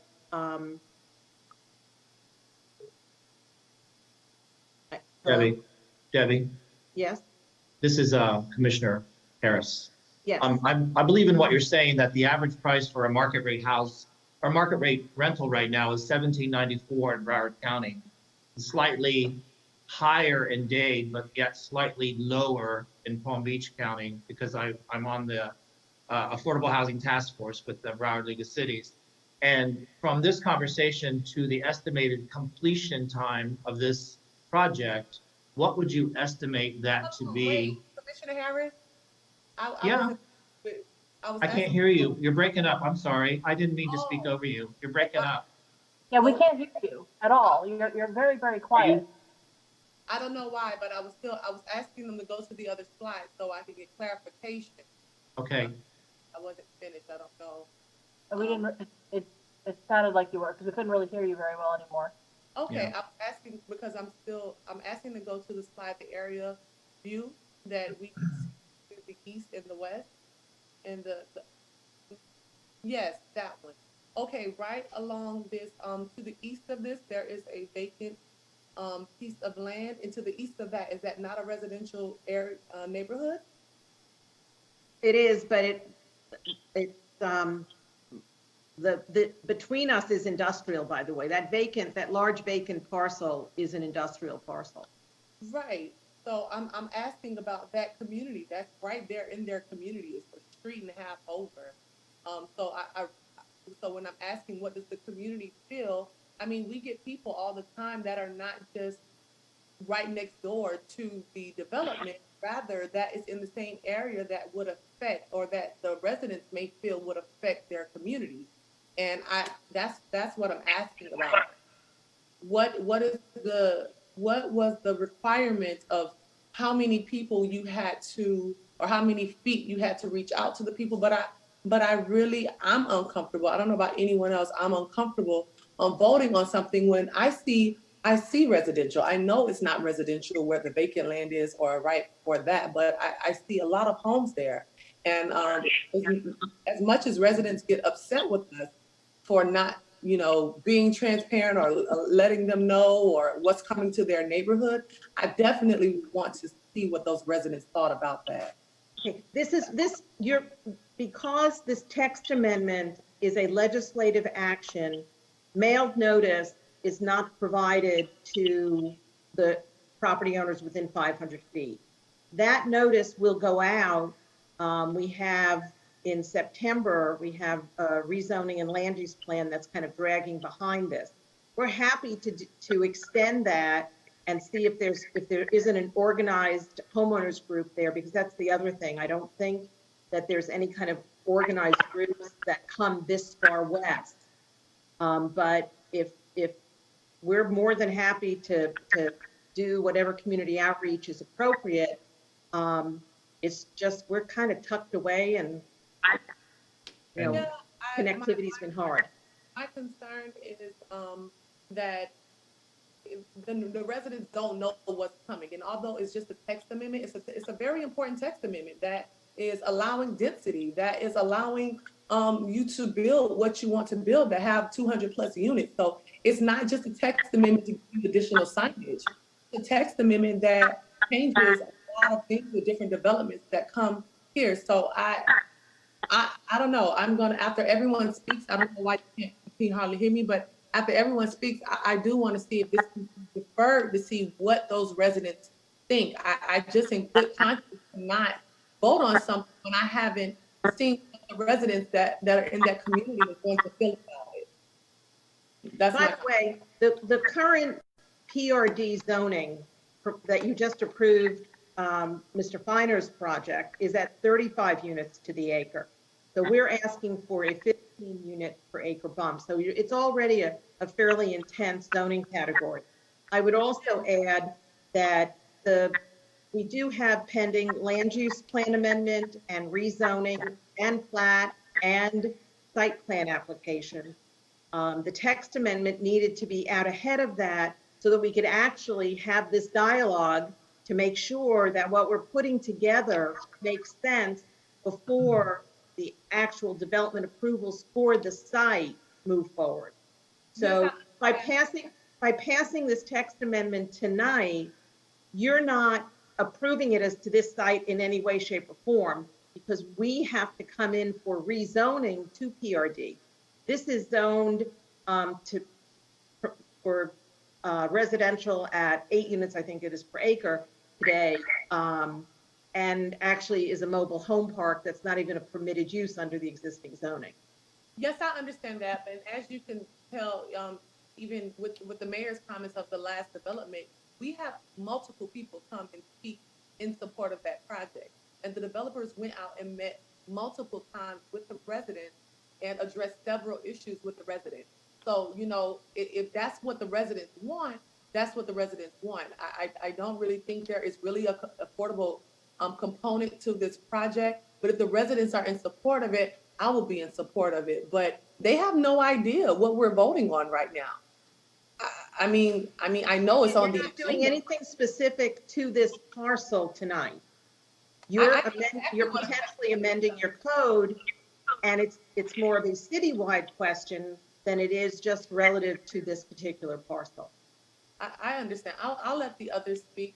But I know exactly what approving this does. I know it's not particular just to this, but I also know that it is the gateway and it opens up the door for a lot of other things that are going to happen. So I understand how the process works, but you are the applicant for a reason. The city is not the applicant. You are the applicant because this type of text amendment will benefit your project. So I understand it. I just would ask that it be deferred until you guys reach out to the community that I can see that residential area to get their buy-in for it. So thank you. Commissioner Harris? So, Debbie and Eric, so what, if this when this passes tonight, or if it passes, what this does is it's a trigger that causes the notification that Commissioner James is asking about. Correct? I mean, Well, because the notification will go out in connection with the pending rezoning and land use plan amendments. That is correct. because this is like the first of many steps that could be potentially 12 to 18 months away, or maybe even longer, depending on market conditions, correct? Correct. And financing and all of those things that go into that. But if this goes forward tonight, then what it does, it starts the process to whereas when the residents and the surrounding area can be notified, correct? Yes. Okay. And I know from the task force, and people will right away have concerns about traffic and all that, but I know from my work with the MPO that there's also plans in the future for light rail down 441. I know because I worked with Holland and Knight before on those plans as well. So, but this is just like a trigger to future things that will happen, as a result of the development of 441 down through Hollywood, in addition to what the Hard Rock has already done. Yes, sir. Okay, thank you. And it is on the far west edge of our city. I mean, it could be any further than 441, right? Yeah. Which is way out there, so. Thank you. Thank you.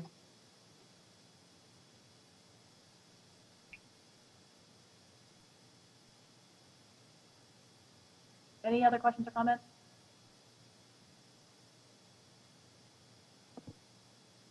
Do we have a motion?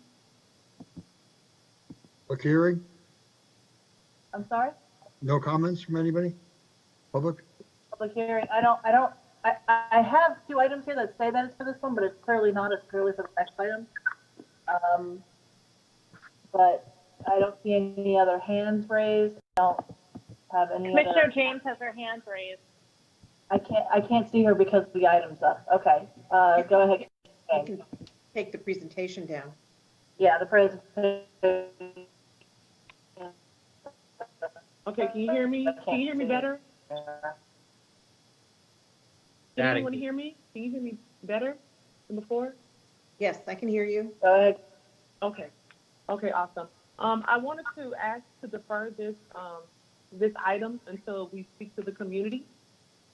That's my motion.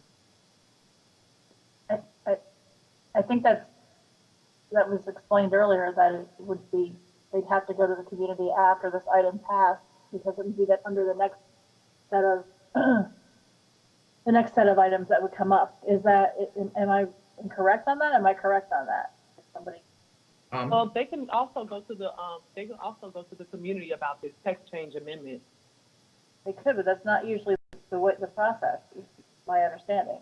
That's happened before. That's just my motion. If it doesn't have support, it doesn't have support, but that's my motion. I definitely don't want to be champion for housing and acting like I'm just this, and I don't know how this is going to support those residents. So, Can I suggest two things that may help us well, through wait, this? that's my motion. Okay. But it's okay, she can speak, though. She wants to say something. Let the woman speak. Go ahead. Thank you, Mayor. I was just going to say that second reading on this ordinance would not come to you for probably at least another month or longer. So we're happy to engage in some community outreach and report through Corinne and the city manager's office about the feedback that we get from the community. And any guidance as to any organized civic organizations in this area would be appreciated, because we haven't been able to find anything. That, and the only other question I would ask is, it's hard to tell, particularly in this format, feedback about the affordability question, and whether you'd like us to refine that further to capture income levels that, and I see the vice mayor going like this, capture income levels. I think that is actually the trend. It's the discussion that has been at the county commission now for quite a while. We're going to see this. I'm also keeping in mind, and so that Andy and Eric and Lewis don't think I'm completely crazy, but I think that this is something that when we have a land use plan amendment, both at the city and the county level, and I think that the county is moving in this same direction. They recognize what this commission, the vice mayor and Commissioner James have recognized, that because of the crazy way that numbers work in AMI, we're not capturing people who really are the working poor in our community. And they're, over 15% of our population earns between 60 and 80% of AMI.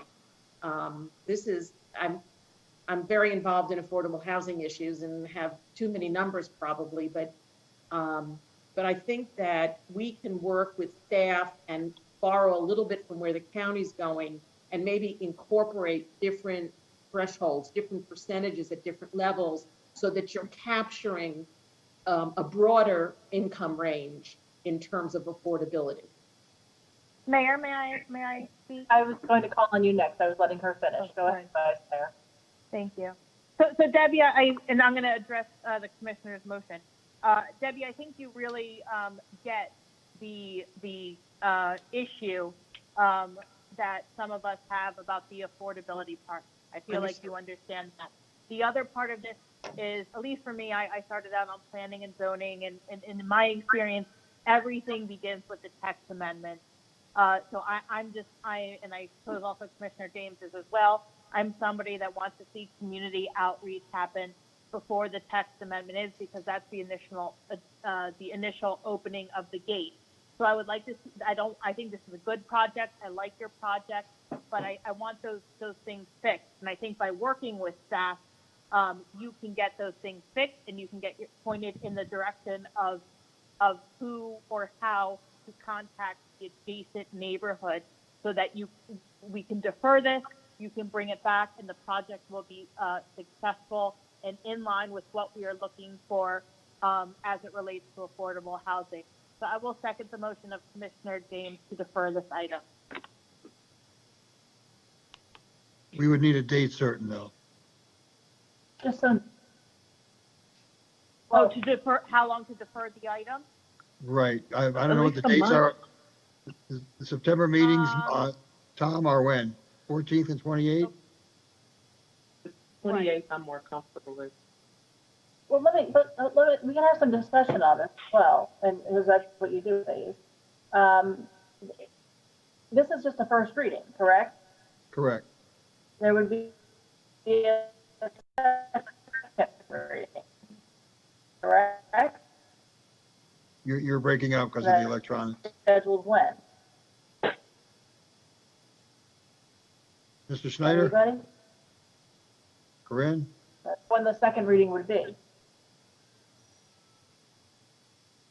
Tom or Corinne? Okay, thank you. Hello? This is Tom. We hear you. The meetings in September are on Monday, the 14th and Thursday, the 24th. Okay, so what I'm saying is that as opposed to deferring it, if it's not going to go through until you have the second reading anyway, it would give them some time.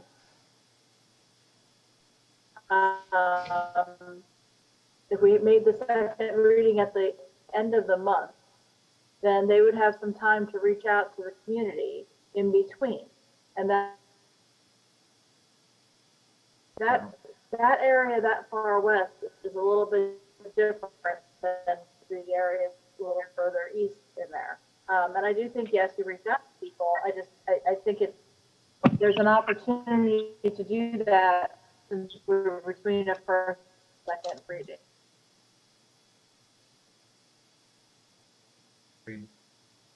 That's all. Well, so are we going to vote on Commissioner James' motion, or don't we have to vote on that motion first? Yes.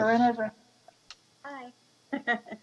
I just wanted to let you know that I do have second reading already in my little schedule, and I have it projected for coming back at second reading on September 24th. Okay. So if you want to vote on her motion to defer, we can vote on the motion to defer. Okay, Tom, you needed. Isn't it protocol? Yes, you would vote. Commissioner James, I think he needed you to add how many days you wanted to defer it. The date. Okay, I would like to defer it to the end of September. I don't want to, I mean, and let me ask a question, I guess, to the city attorney through the mayor. If the deferral is denied or not supported, and the text amendment has a 2-2 vote, or which makes it die, then what happens to the text amendment altogether? If it's 2-2, it fails. Correct. So what happens to the text? Okay, so it just fails and it cannot come timing- back at all, correct? It wouldn't come back in that same way. Yeah, that's correct. Okay. So again, my motion. Can I make this my a motion little is to easier on defer the item everyone? to the September Can 24th. I make this a little easier on everyone? My motion, what's going on here? We don't want to push, and I'm, again, trying, Eric, Andy, and Louis, shoot me if you want. Hold on. Look, we don't want to put you all in an uncomfortable position. We would like to move forward on a positive basis. We don't think that we're going to have a community outreach problem here in the the neighbors are not that close to us. We don't put any traffic onto Griffin Road. All our traffic goes on to 441. We don't connect to anything that goes to the east of us. So we're confident that we can work out the community issues. And we're also because we have city and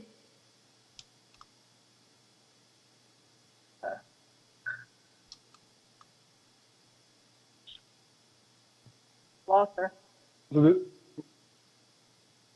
we lose her? We're in this for a 14-month process. Meet with community before the 24th. If you're more comfortable and we want to defer this to the 24th, it's in the scheme of things, we've got a 15-month process here. We're in for the long haul. We don't want to force you to make a tough decision, put you at a 2-2, and then have a 2-2 where then you're uncomfortable with the proposal itself. So why don't you request a continuance to September 24 for first reading? Eric, Louis, Andy, you okay with that? Yes. Okay. Okay, that's the request.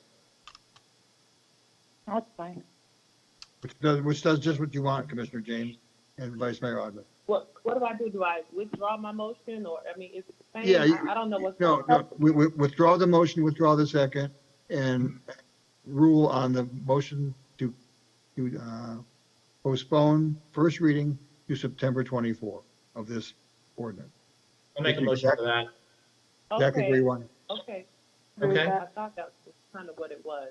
Okay, I that's withdraw fine. That's what, Commissioner James, that's what it was. I'm sorry, the sound is really, really bad. Sorry, I can't hear anybody. Yeah, it's bad all over. I don't know. wrong with the? Okay, so the other motion was withdrawn in the second, and now you're voting on the continuance, first reading to 9/24. Okay. Yes, okay. And I Bill, motion for Mr. that. Harris made it first, and then now you need a second. Okay, second. Okay. Call the roll, please. Commissioner Harris, Yes. Commissioner Motion to James, defer. Commissioner James, Yes. Vice Mayor Odman, Vice Yes. Mayor, thank you, Mayor Llewellyn. Yes. Motion carries 4-0. All right. And Mayor, thank you. I saw where you were going with this, but we really don't want to put any, we're, as I said, we're in this for the long haul. We want to make sure everybody is comfortable and embraces the direction we're going in. So thank you all, and we'll see you in about a month. Thank you. Thank you, Debbie. Thank you, Debbie. Number 6.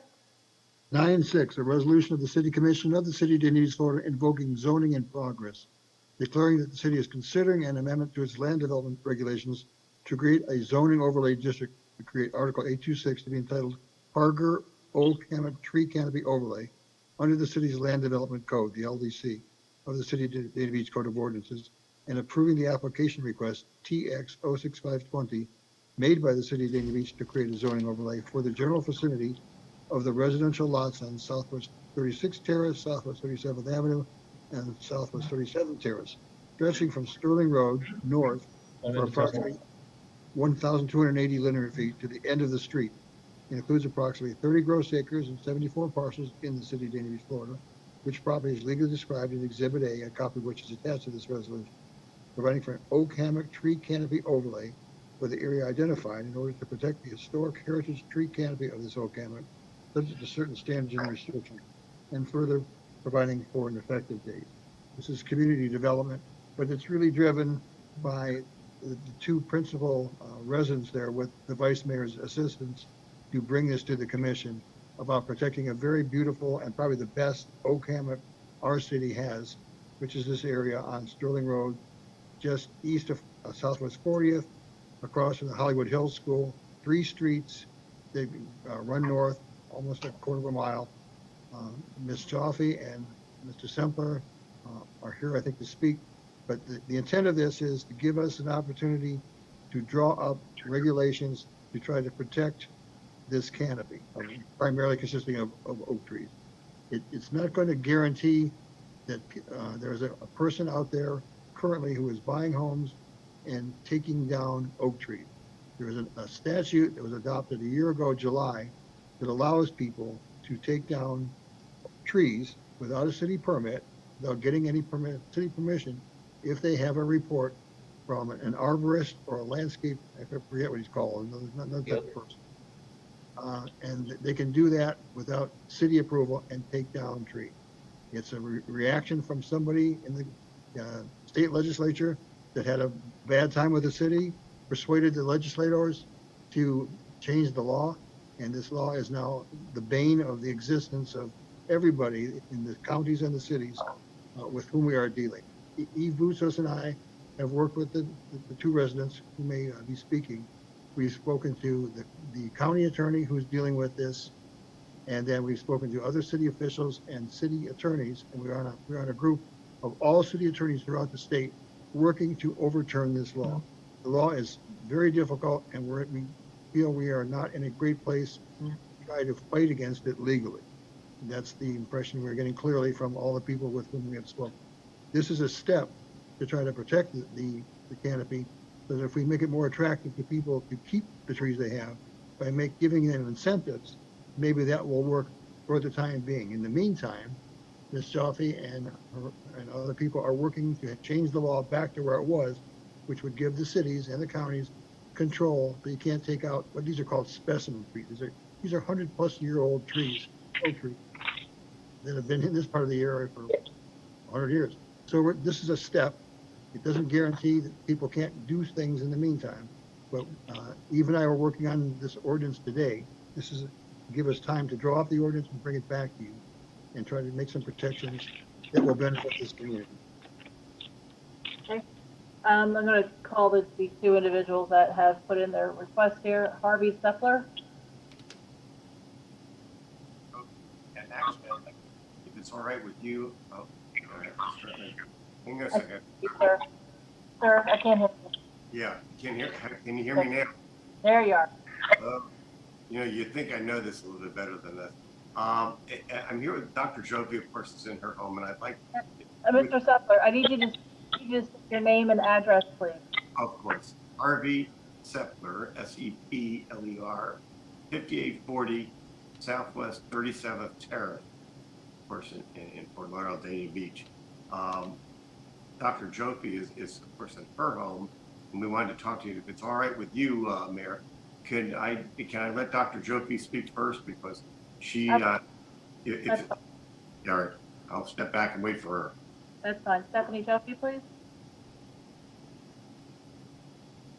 Bill? Here. All right, until she shows up, and I know she's on because we were trying to both work out the timing. We know that you have a very long agenda this evening, and she's I'm here. I'm here. I couldn't unmute myself. All right, let me do this just to be safe. Do you swear from the testimony you're going to give will be the truth, whole truth, and nothing but the truth? Absolutely. Okay, thanks so much. Ms. Jeffy, please state your name and address before you get started. Thank you. My name is Stephanie Joffe. I reside at 5880 Southwest 37th Terrace in Dania Beach. Go right ahead. All right. Thank you, Mayor Llewellyn, Vice Mayor Odman, and Commissioners for allowing me to speak today. The City of Dania Beach's Code of Ordinances currently provides a certain and prescribed degree of protection to all trees within the city limits. In the area known as Harger Hills Oak Hammock, in the general vicinity of Southwest 36th and 37th Terraces and Avenue, north of Sterling Road, an intact, mature forested oak hammock community exists that is unique and irreplaceable. However, if ongoing residential development and redevelopment continues on the trajectory that has been most recently observed, we are concerned that the above protections will not be sufficient to ensure adequate protection and preservation of the existing tree canopy and specimen trees. The neighborhood feels this is important for the following reasons. 1, the unique tree canopy that we enjoy fosters a sense of community and belonging. It is the prime feature that continues to attract families to our neighborhood. The canopy creates a welcome oasis from the busyness of Sterling Road and significantly increases the value of our properties. 2nd, our streets, whenever there is a heavy rain, we need the absorbing effect of the trees to prevent our streets and homes from being flooded. They also reduce the city's stormwater management costs, filter harmful substances from the water, and recharge the aquifer, thereby protecting our waterways and drinking water supply. 3rd, the tree canopy absorbs the noise from Sterling Road and the enormous Hard Rock Hotel complex, which is directly to the west of us. The solitude of our neighborhood will forever be impacted by further tree removal. 4th, the trees significantly decrease light and visual pollution from Sterling Road and the Hard Rock Hotel complex. Tree removal from behind the homes on Southwest 37th Terrace, which has already begun, exposes all the backyards along the western side of our small residential neighborhood to the lights and sounds of a massive entertainment complex every single night. It has already become intolerable and will only get worse if more trees behind our homes are removed. In addition, the trees block the views of the huge power lines behind our homes. 5, the shade provided by the tree canopy saves energy, thereby mitigating climate change and significantly decreasing our energy bills. Neighborhoods with well-shaded trees can be up to 6 to 10 degrees cooler than neighborhoods without trees. In addition, trees sequester carbon, reducing the overall concentration of greenhouse gases in the atmosphere, and they absorb CO2 from the atmosphere and convert it to oxygen. As residents of the city of Dania Beach, we are especially concerned about this issue, given our particular vulnerability to sea level rise. 6, the Gulf Coast Research and Education Center of the University of Florida estimates the value of the forest canopy in Dania Beach is over $9 million. On a more personal note, I and many of our neighbors have lived in our homes for more than 30 years. Every one of us has chosen to live here because we love the trees. Suddenly, majestic old oaks are being cut down on our street. It saddens us beyond words. It is so painful as we watch these trees come down. But we appreciate in a very spiritual way how long it took these trees to grow. And we know that this canopy will never be replaced in our lifetime. Therefore, we are asking the City of Dania Beach to create an additional layer of municipal protection for enhanced preservation of the mature native trees and other desirable forest canopy that gives our particular neighborhood its character by approving this ordinance, making our neighborhood a canopy protection zone. Thank you. Mr. Stepler, go ahead, and we need your name and address first, please. RV Sepler, 5840 Southwest 37th Terrace in Sterling Oak Estates. And do you swear from the testimony you're going to be giving will be the truth, whole truth, and nothing but the truth? Thank you. I want to thank you all for allowing me to speak. This is the second time that I've come in to speak with you on this subject, and Dr. Joki just laid out the facts better than I possibly could. Here's my concern. I'm a lawyer. Good or bad, you can't stop being a lawyer. And when Dr. Joki and I started talking about this, you know, you look at it as a resident. The trees are why we moved here. You live where you live because you've chosen that area. You look upon the city and you to help preserve what it was that got you to move there in the first place. Once these trees are removed, they will forever be removed in our lifetimes. This is not an easy decision. I know you all are wrestling with it. I watched the presentation before and I looked at the schematic of where these buildings were built, and my eyes quickly went to where the trees were. There's no denying how important it is to us.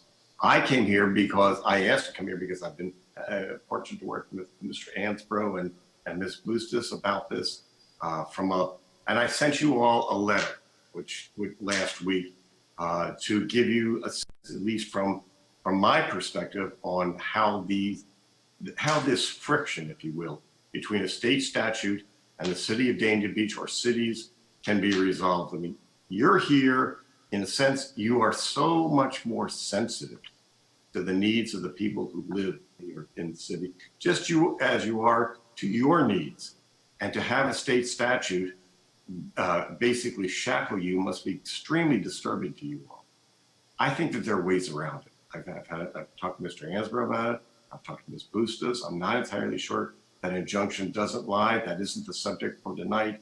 But there are holes in what the statute provides. You are not completely shackled. Certainly, designating the area as a canopy area is a step in the right direction. That hopefully will curtail the removal of trees in the future. And let me make this very clear to you all. I don't think any of us are trying to curtail our neighbor's use of their own property. That's not what we're after. You should be entitled to do what you want to do on your property as long as it's legal and it doesn't infringe upon your neighbor's enjoyment of their property. So I want to make that absolutely clear. We value our neighbors. My concern is that what's happening with this tree removal does affect me. It does affect our neighbors. And you have a responsibility. You're to protect us. We can't do it ourselves. All we are asking is the city be a player.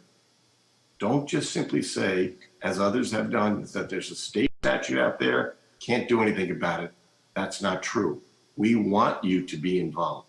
This permit process that you've got in place is a good one. It has been a good one for many years. It is not something that should be just simply put aside because there's the statute, which is distinguishable. And I'm not going to keep you all because I know it's a long night. And unfortunately, as a law teacher, I could just go on and on and on. That's not what we want to do. There are ways that this city permit, the process can still work within the confines of the state statute. And while there are efforts to change the statute, now, today, there are things that you can do. The canopy is a step in the right direction because hopefully it will preserve things for the future. And injunction, sorry, you're busy. Anyway, thank you all. Unless you have any other questions, I appreciate you allowing us to talk. Thank you. And we do appreciate the city's efforts. We heard you. It's fine. I don't see any other hands raised, but this is a public hearing, so if there's anyone else here to speak for or against. I don't. I make a motion to approve. Fair. I'm getting to Commissioner Harris first. Commissioner Harris. This is to Dr. Jaffe. Following our conversation the other day about the trees and the history of trees, I have for you this book about the history of oak trees in America, which I will put in your hands. I enjoyed our conversation and I feel your passion. So I think it's a very, very worthwhile issue for you and Attorney Stepler. So it was great talking to you on the phone. So yes, you have my full support on this. So absolutely. Do I need to make a motion or is there more fun? Commissioner James has her hand up. Okay, Commissioner James. Yes, I was just gonna make a motion, but it doesn't matter. I can make it and I can second it or either or. No, it's your motion. Go ahead. Thank you all. So I'll second Commissioner James's motion. can you please call the roll?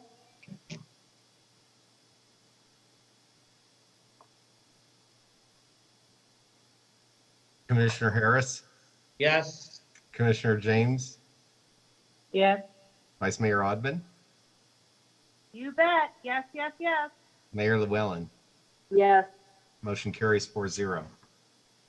Thank you, folks. And we look forward to continuing to work together on this and what Harvey spoke about. Thank you.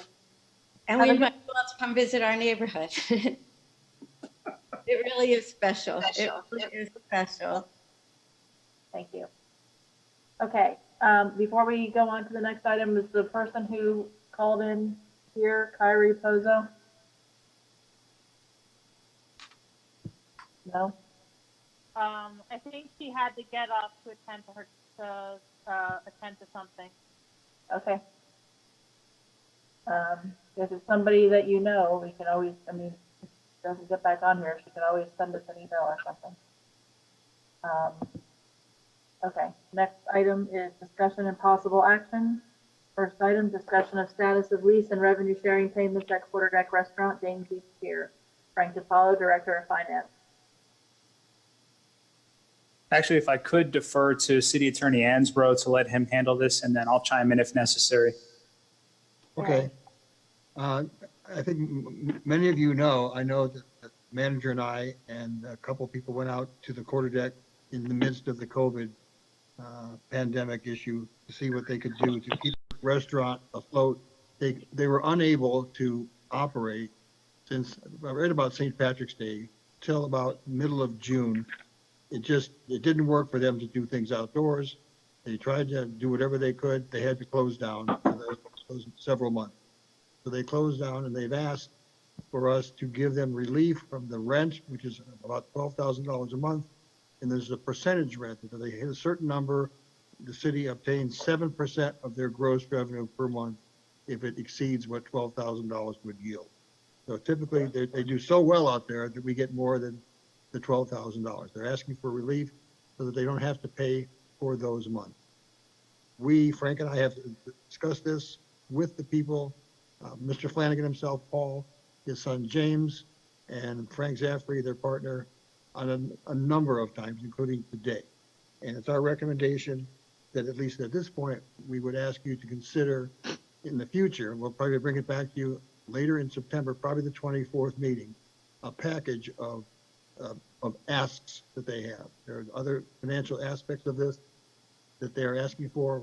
Frank and I want to evaluate that with staff to see whether the other asks that they are proposing, which I don't want to get into this evening just because of the time, but certainly the time that they were closed, it seems only fair that we would ask the commission to grant that, but we will come back to you with a response to their other questions and proposals and give you a package that, if approved, we would either amend the lease or do an agreement as to the financial relief that they seek. That's where we are. Commissioner James? Yes, I think that is a wonderful suggestion and gesture on the behalf of the commission. If we do approve that, I'm definitely in support of that. The quarter deck is a jewel that is on our beach. There are not many cities that have a restaurant on the pier. And I think that is a very unique place. I think that the prior commission worked very hard to get it up and running and established there, along with staff. I think that it would be a disservice and a lack of, community support from our standpoint not to grant that. We get a lot of tourism and everything else, and they get a lot of business. And because also when we're having to close the parking lots due to capacity issues, they are losing potential revenue there as well. So I definitely am in support of that. I know Paul, and they've done an amazing job, and they've been amazing community partners. So I would be very, very happy to support that. City Manager? Yes, I wanted to let you know that we've met with them, like Tom said, several times, and the efforts that they're making with the renovations inside and on the exterior. And like Commissioner James said, so many times they've had to close, whether it's, high winds or, lack of parking in addition to COVID. And they're an institution there. And basically, we seek your support on this item. Thank you. And I would just like to say that I've been there a few times since this whole crisis has started, and they are doing the best they can under the circumstances. But it's still very difficult based upon the way that the layout is for the restaurant. And they really are trying. And then, God forbid it rains and people have to, there's nowhere to go. So, they're trying. And I think they're a really good partner to have in the city. So I would be in support of it as well. So what do you need, Tom?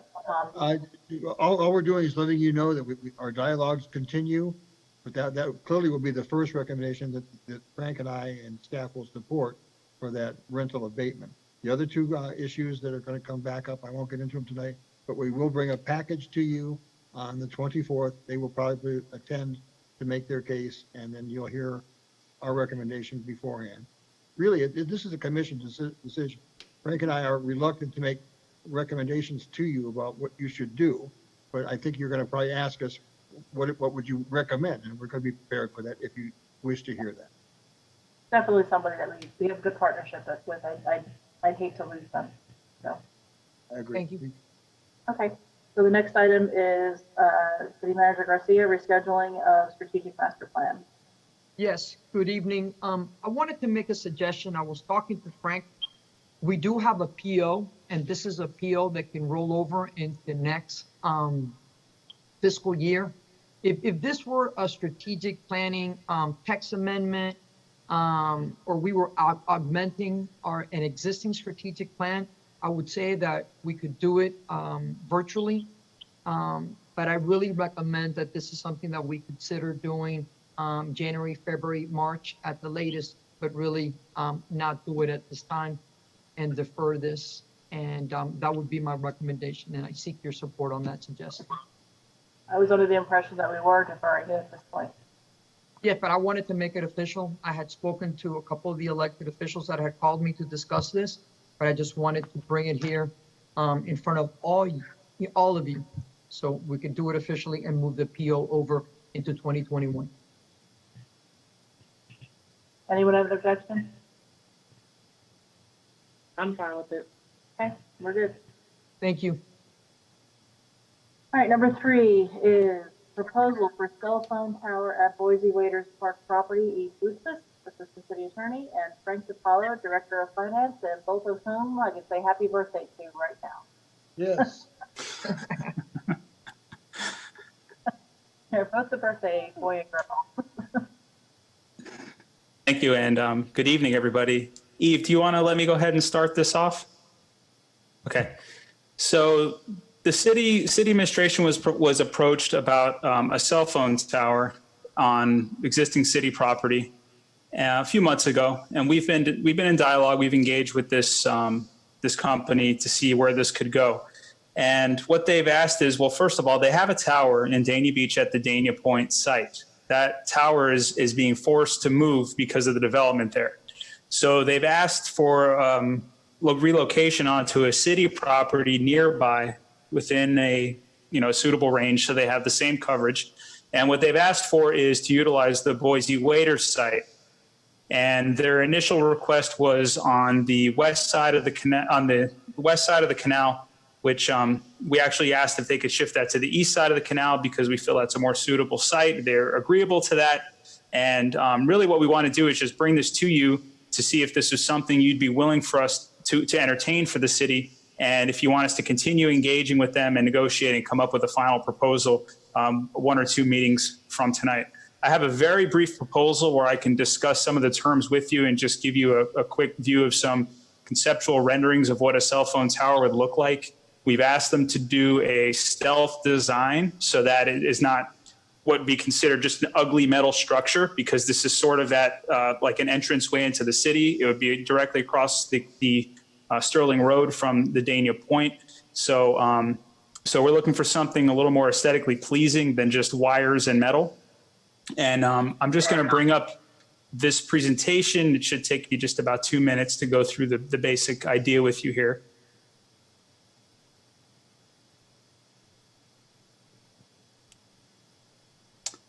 So really what we're looking at, and if you can, hopefully you can see my slides here. They've asked for a 10-year term, or they've asked for a 30-year term. We've asked for a 10-year term and a few 5-year renewals. We can negotiate that further, but just going forward, about $30,000 a year lease revenue, and they're going to give a 2.5% annual increase automatically on that. They're going to pay a one-time upfront option fee of $2,000 to secure the rights to be able to put a tower there. Ultimately, they may decide to back out, and they will also provide a $10,000 signing bonus to the city upon commencement of construction of the tower. If there's currently 3 providers on that tower that they have, and if they add more, they would provide the city a $5,000 signing bonus to each additional provider, along with a 20% share of the lease revenue collected from those providers. And the lessee, in this case, would pay any documented increase in property taxes, as this would become an income property for the city, and most likely we would be responsible for property taxes. The location is, as I mentioned, the Boise Waiter site, and sort of back in the corner, tucked away, 3,600 square feet of ground space. And they would need to be able to obviously access the rear of that property. And we asked them to look towards the rear of the property. That way, in case there was any future development on the site, it would preserve the most space possible, and we'd still be able to keep the tower there. And typically, they're like a monopole design, as you've probably seen. The one that they currently have is a lattice. It looks like an actual, like a ladder. It has bars all over it. They proposed a monopole design and about 120 feet tall. As I mentioned, they're currently leasing other carriers. This is typically what it would look like. And again, we've asked them to come back with a proposal that's a little more aesthetically pleasing, maybe incorporating the city logo, masking all of the communication equipment, and even putting some color on the actual pole itself. This would be a view if you were in the little commercial park to the east looking west, is what it would look like. And then this is if you were standing on the bridge at the canal on Sterling Road looking south, what it would look like. So these are just some very preliminary renderings that they've proposed to us just because we've asked them to. And just based on this conceptual framework, what we're asking is that you authorize the staff to continue negotiating further, to finalize some terms and bring back an agreement for city commission approval. Mr. James? Yes, thank you. How high, Frank, how high does that cell phone tower go into the sky? What they're proposing about a 120-foot tower. Is there anything else like that in that area? Is it gonna, is Boise Waiters Park, that Boise Waiters property or city property? It's city property. It's the parcel where Boise, it's the parcel where the old Boise Waiters building is located. That we recently did some. Like right behind that Attic Middle School and public services over there, right? Yes. Okay, thank you. I have a question, and I'm not sure if this is for the city manager or city attorney or something else. Could this potentially open us up to becoming a site for what's that, the tower that they're trying to put up, the antenna or whatever it is for what in the Westlake Park? Yeah.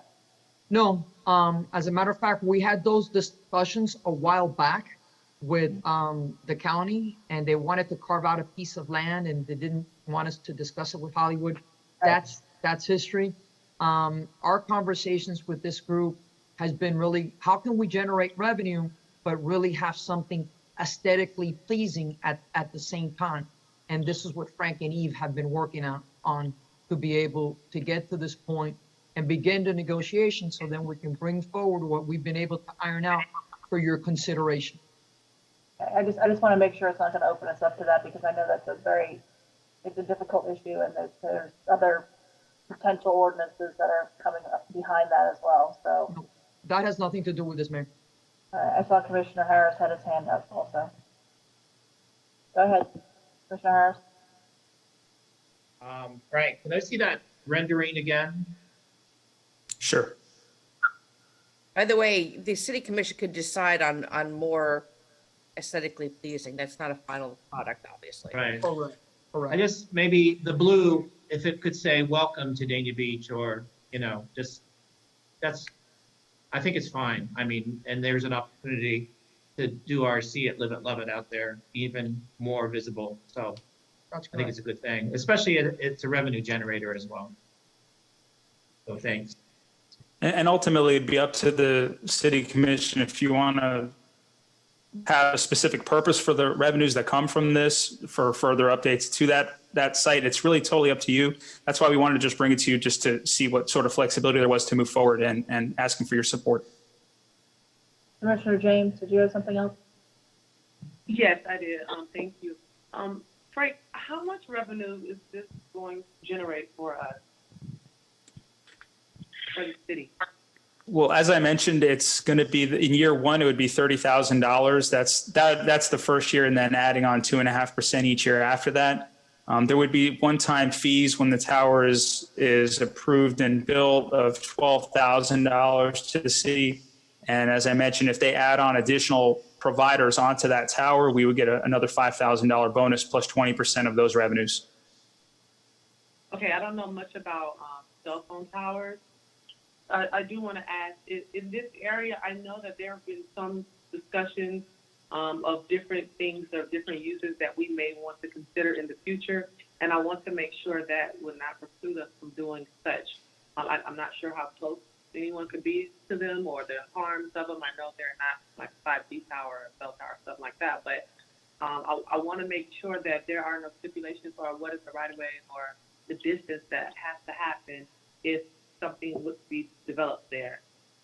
So they would have an access right to the property, and then they would have an easement for basically what I think is about a 2,500, 3,000 square foot area of the property.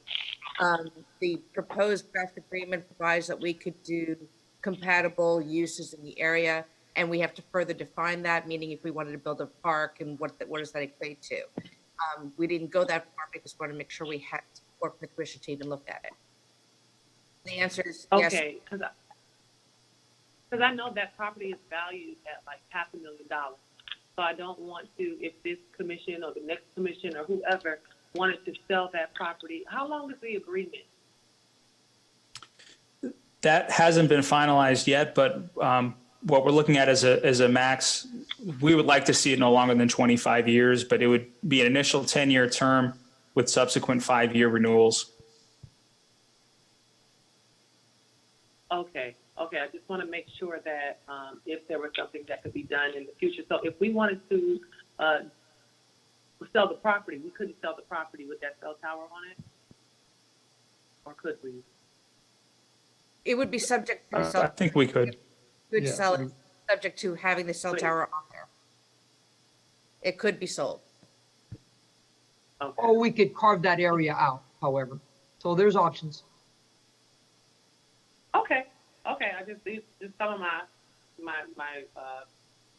first thoughts when looking at this, because I haven't really seen it yet. Thank you. Commissioner, I mean, if you're looking for support, I can support it moving forward to see what we can come back with and see what options we really have. I definitely need more details to I know you guys need the support to move forward, so you have my support. Commissioner Harris. I just want to add one more thing, and maybe Frank or Eve can answer this question. Since at our last meeting, we were talking about citywide Wi-Fi. Can we write into the agreement that we could potentially be a user at no fee on that tower for our own citywide Wi-Fi as a booster tower? Theoretically, yes, I just have to make sure it doesn't interfere with their signals. Okay, gotcha. So it would, you know, a tower of that size would really help boost our citywide Wi-Fi from the lift station that we're talking about. Understood. Okay. I can't see if anybody else has a hand up because the thing's up. If you would take it down, I can look. I don't see any hands.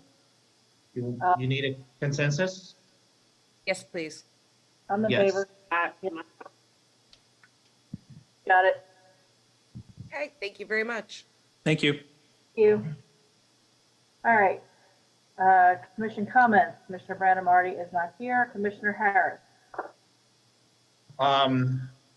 As a lot of people may know, the Olson project was on the Broward County School Board today, and it was rolled into an agreement and for the demolition of the school. And I want to thank the city manager and the mayor and Ann Murray for having their meetings and finally getting that on the agenda, which it passed. And I want to thank Commissioner Tim Ryan for speaking up on that last week, as well as citizen of the Southeast, Mimi Donnelly, and Anna Garcia, and myself. So we each had 3 minutes to speak in support. And you may have seen the article in the newspaper yesterday, but it has been a concerted effort of a lot of people over the years. And I think we finally have about 5.25 acres of green space to add to whatever we decide that it could be in the future, and getting rid of that eyesore that, what was it, 24 years or longer? 26. Okay, close, okay. So thanks everybody for that. It took a lot of effort by a lot of people over a period of years. The other thing, while we were on the subject of the quarter deck, I know the city of Deerfield Beach has a pier also, and they have, not only do they have a camera at the water line, but they also have an underwater camera. I don't know if that's an option at some point in the future to give some people the opportunity to see some additional sea life from under the water, but maybe it's something that we want to look at with the quarter deck to enhance our aesthetics down there. I guess, you know, everybody's doing a great job, and thanks everybody for everything that they're doing. And it was a pleasure talking to Stephanie Joffe the other day about the history of oak trees in America. She is really, really an authority on oak trees. And we even had a conversation about the old oak trees at George Washington's estate in Virginia, about the estimated age of those trees being about 230 years old. So we don't really know how old ours are, but whatever we can do to preserve them, I think is a good thing. So thanks to the Vice Mayor for connecting me with Stephanie, and thumbs up to you for that as well. And, you know, let's just keep getting what we're, doing what we're doing, and everybody's going to be in good shape. It's part of the recovery of the city of Dania Beach and Broward County. Thank you. Commissioner. Yes, I'm really excited. It looks like we're going to get out of this before 10 o'clock. Like, this is the highlight of my entire day. So thank you for that. Like, it's been a rough day already. I have a few things. I do want to say thank you to everyone that has been involved in the Olson project. I know that for a few years I was there beating down superintendent's door. I would like to know what the plan is. I know when I was having meetings, or attending meetings with the school board, they didn't really have a plan. A lot of it was contingent upon what we were going to do. So I would just like to know what the plan is so that we all know. I haven't been to the meetings. I didn't even know, I knew about the one at Broward County, but I didn't know about the others. And so I didn't attend, obviously, but I want to know the plan for it. I know there was an issue about what certain residents may or may not want on that space. I know it's not coming up right now about the Parks Master Plan, so I want to see what our plans are for it and a timetable that may come with demolition and how that may or may not affect if school goes back in.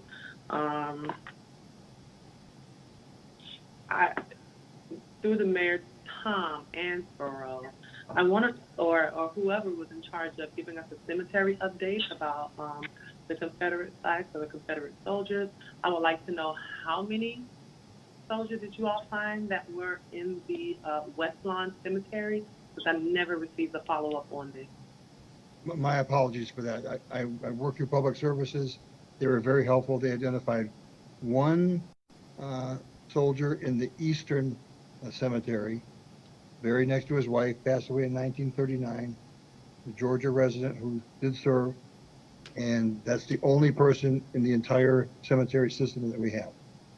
At the present time, we have deleted the ability to have a person put Confederate flags there while we research further the ability to, what restrictions there are about doing that, whether you can prohibit it completely or do you have to permit it constitutionally. We're still looking into the legality of that. There may be an issue that we don't know. We don't want to prejudge it till we know, but that's something we are looking into. Currently, the new regulations you adopted last meeting do not allow those kind of flags. Okay, thank you. Yeah, I was a little confused with dates and knowing when the war was and how whites and blacks were separated, and how on earth could one of those soldiers end up on the West Lawn that was meant, they didn't want to be buried. That's how they were dug up and put over there in the mass grave. So it was a little confusing to think that there could have been a soldier over there. I am going to get with Tom because I do want to take a stand against it. I didn't know that, the rules that I agreed upon in passing the first reading included all of these things with the Confederacy. So I want to take a stand against those things. I do think that there are places that honor people who have served in a memorial type of place, but I don't think if we're going to stand up against what it really meant back then and the different types of Confederate flags that were flying, I think we have an opportunity to make a statement as a city, because it's not, from what I was told, through Tom, it wasn't mandatory or regulated from the federal government. So those are my only two options. I would love for staff to break down, or Anna, I guess I'll get with her to break down, exactly where the CARES Funds Act are going. CARES Act funds, oh my gosh, are going, and how, in our plan for implementing it with a program. So those are my items for the night. Thank you. Vice Mayor? Can you hear me? Yep. Okay. Just really quick, I think everyone has been really heartened to see that a lot of our businesses are starting to get more business, and people are starting to come back. But I just hope that everyone continues to remain mindful that while I think we are on, what are we on there? Our 12th day of under 10% positivity and third day of under 5%. So we had 3 days in a row. I'm sorry, there were 3 days in a row that we were under 5%. We just went to 5.6, I think, today. But okay. But otherwise, it has been, we had 3 days in a row of under 5% and have been below 10% for quite some time. Right, for 12 or 13 days. So that is phenomenal, and it's good news for us. And there's a lot more tools in this toolkit than there were before, and the hospitalization rates are looking better. But I hope everyone continues to remain very mindful and know that just like we became so optimistic in May, and everyone started coming out and thinking it was better, that we still have a long way to go with this. But it's great to see some good news coming in for Broward County and Broward County residents, and for Broward County businesses. That's all I have. Thank you.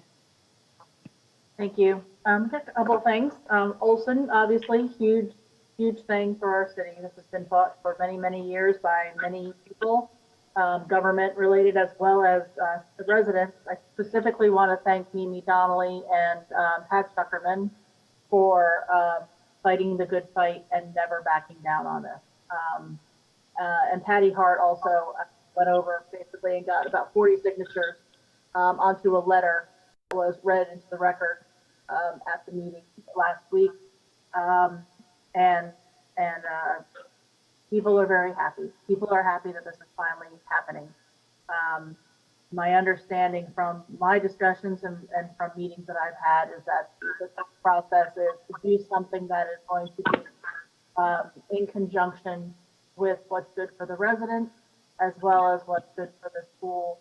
So there may be the thought process, I believe, is a combination of things there that will not going to be housing, not going to be condos, not going to be hotels, nothing like that, but it's going to be something that's really good for the community, whether it be a park or facilities for the school or whatever it may be, or a combination thereof. So definitely something that's going to that fits the area, that makes sense for the area, and will be good for everybody.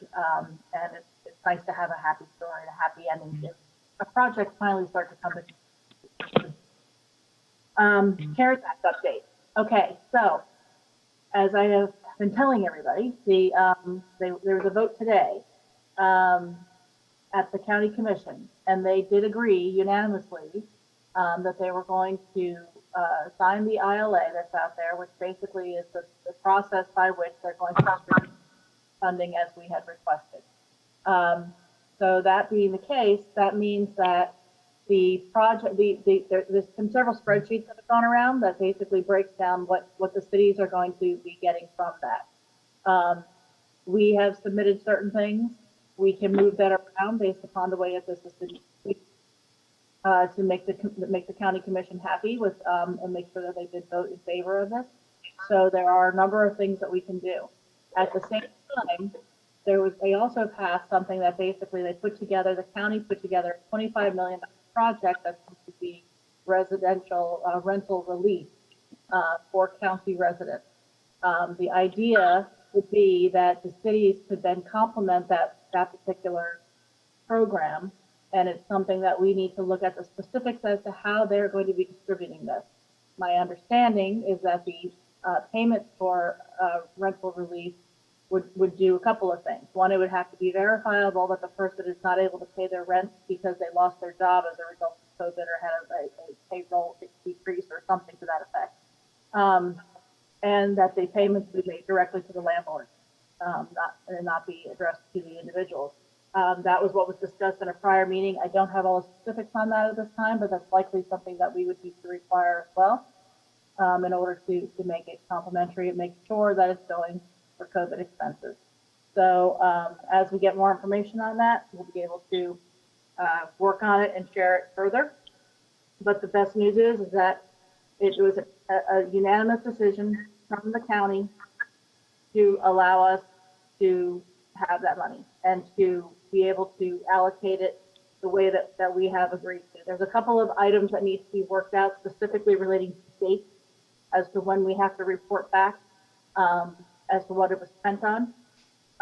But basically, again, we have a great group of people that is putting this together, and they have deadlines for everything. It won't be just one deadline. We'll have, the way it's looking is it's going to be monthly deadlines that we'll have to submit whatever receipts we have. Anna, I don't know if you've talked to your group yet from BCCMA, but that was basically what Adam put together. And that it's probably the best way to go. So this way it kind of helps us to make sure we're on track and we can see where the money, how much money is left and what else we need to do and what else we need to submit, and make sure that everything's being done timely so it doesn't cause a delay on our end or on the county's end, because we don't want to have a problem down the road with auditing. So lots of checks and balances in place, and it should be very helpful. On a happy note, again, happy birthday to Frank Tatalo and to Eve Bustos. Both of them today are birthday babies. So poor things have to deal with us all day today. So, but happy birthday. Eve, I hope Gracie got you a new stick. I'm sure she did. Okay. And Frank, I hear you might be taking some time off and it's well deserved, so please do so. The last thing I just wanted to mention was we have a longtime resident, Dennis Leahy, who lives out west, out near me, who he's been battling leukemia for some time. He had a very successful procedure yesterday involving stem cell transfer, and we're all just keeping him in our thoughts and prayers, and hoping he and his wife are everything works out for the best. So that's all I have. Thank you. Appointments. Does anybody have any appointments? I was going to suggest Patricia, is it Vasili, who submitted a resume for Police and Fire Pension Board. Who has the opening? Look, it's the Police and Fire Pension Board as any of us. It's not specific to one person.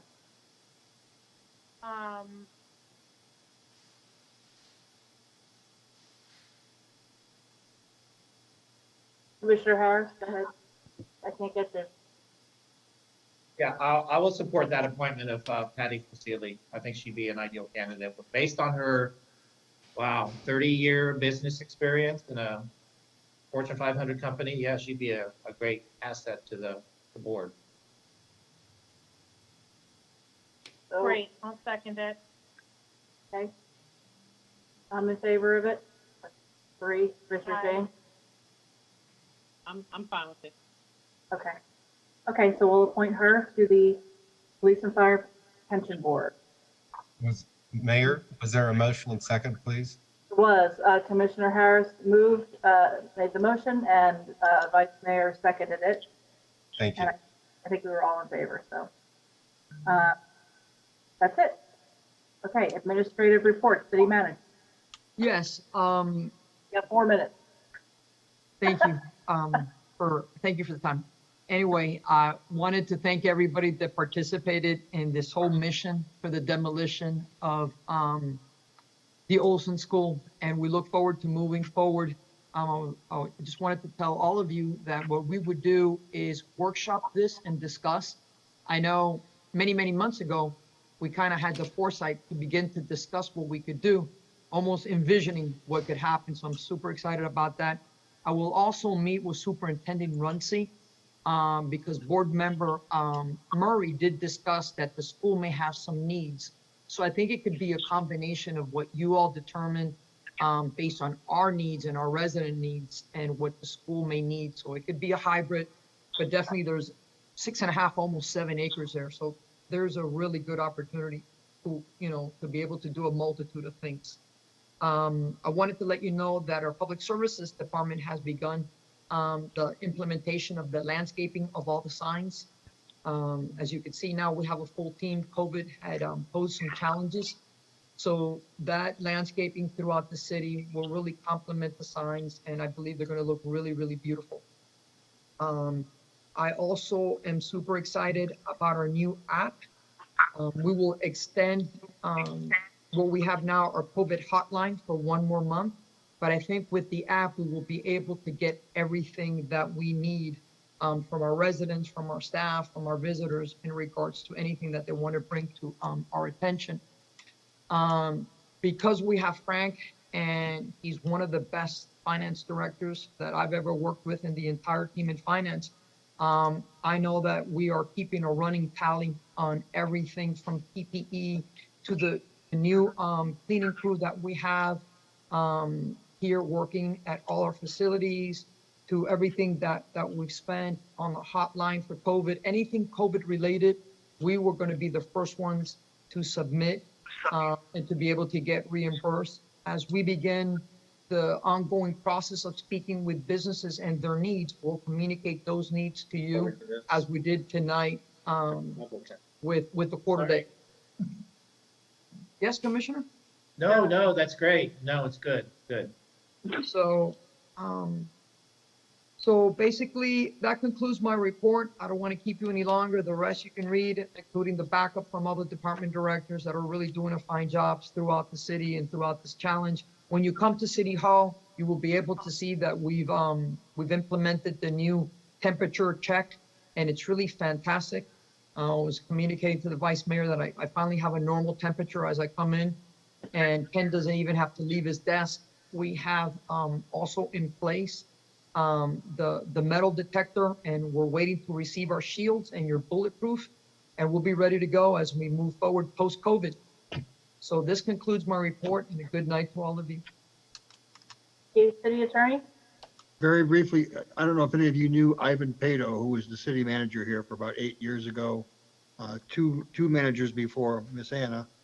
He lost his wife after a very rough bout with cancer over the weekend. There was a really wonderful obituary in the Sentinel the other day, and that was very tough. I spoke with him. He's doing well, but it was very hard. I've known that company.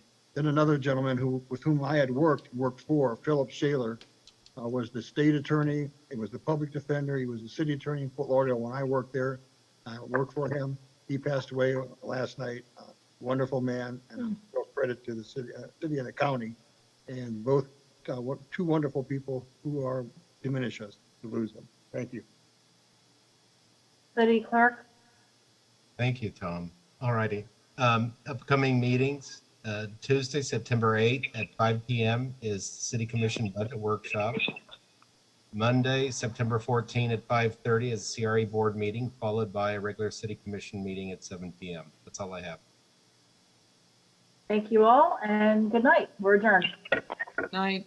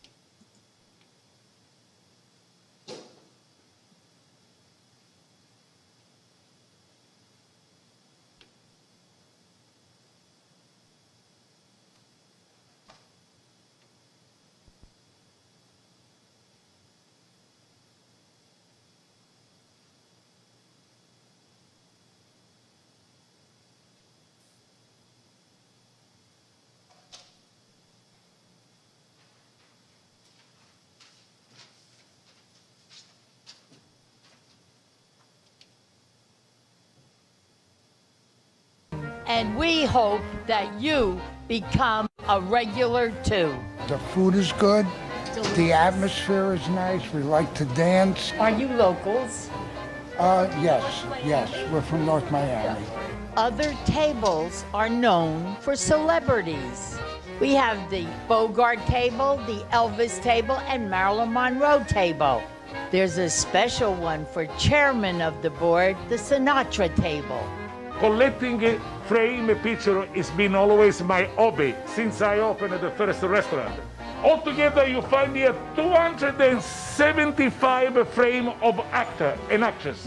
The food is amazing.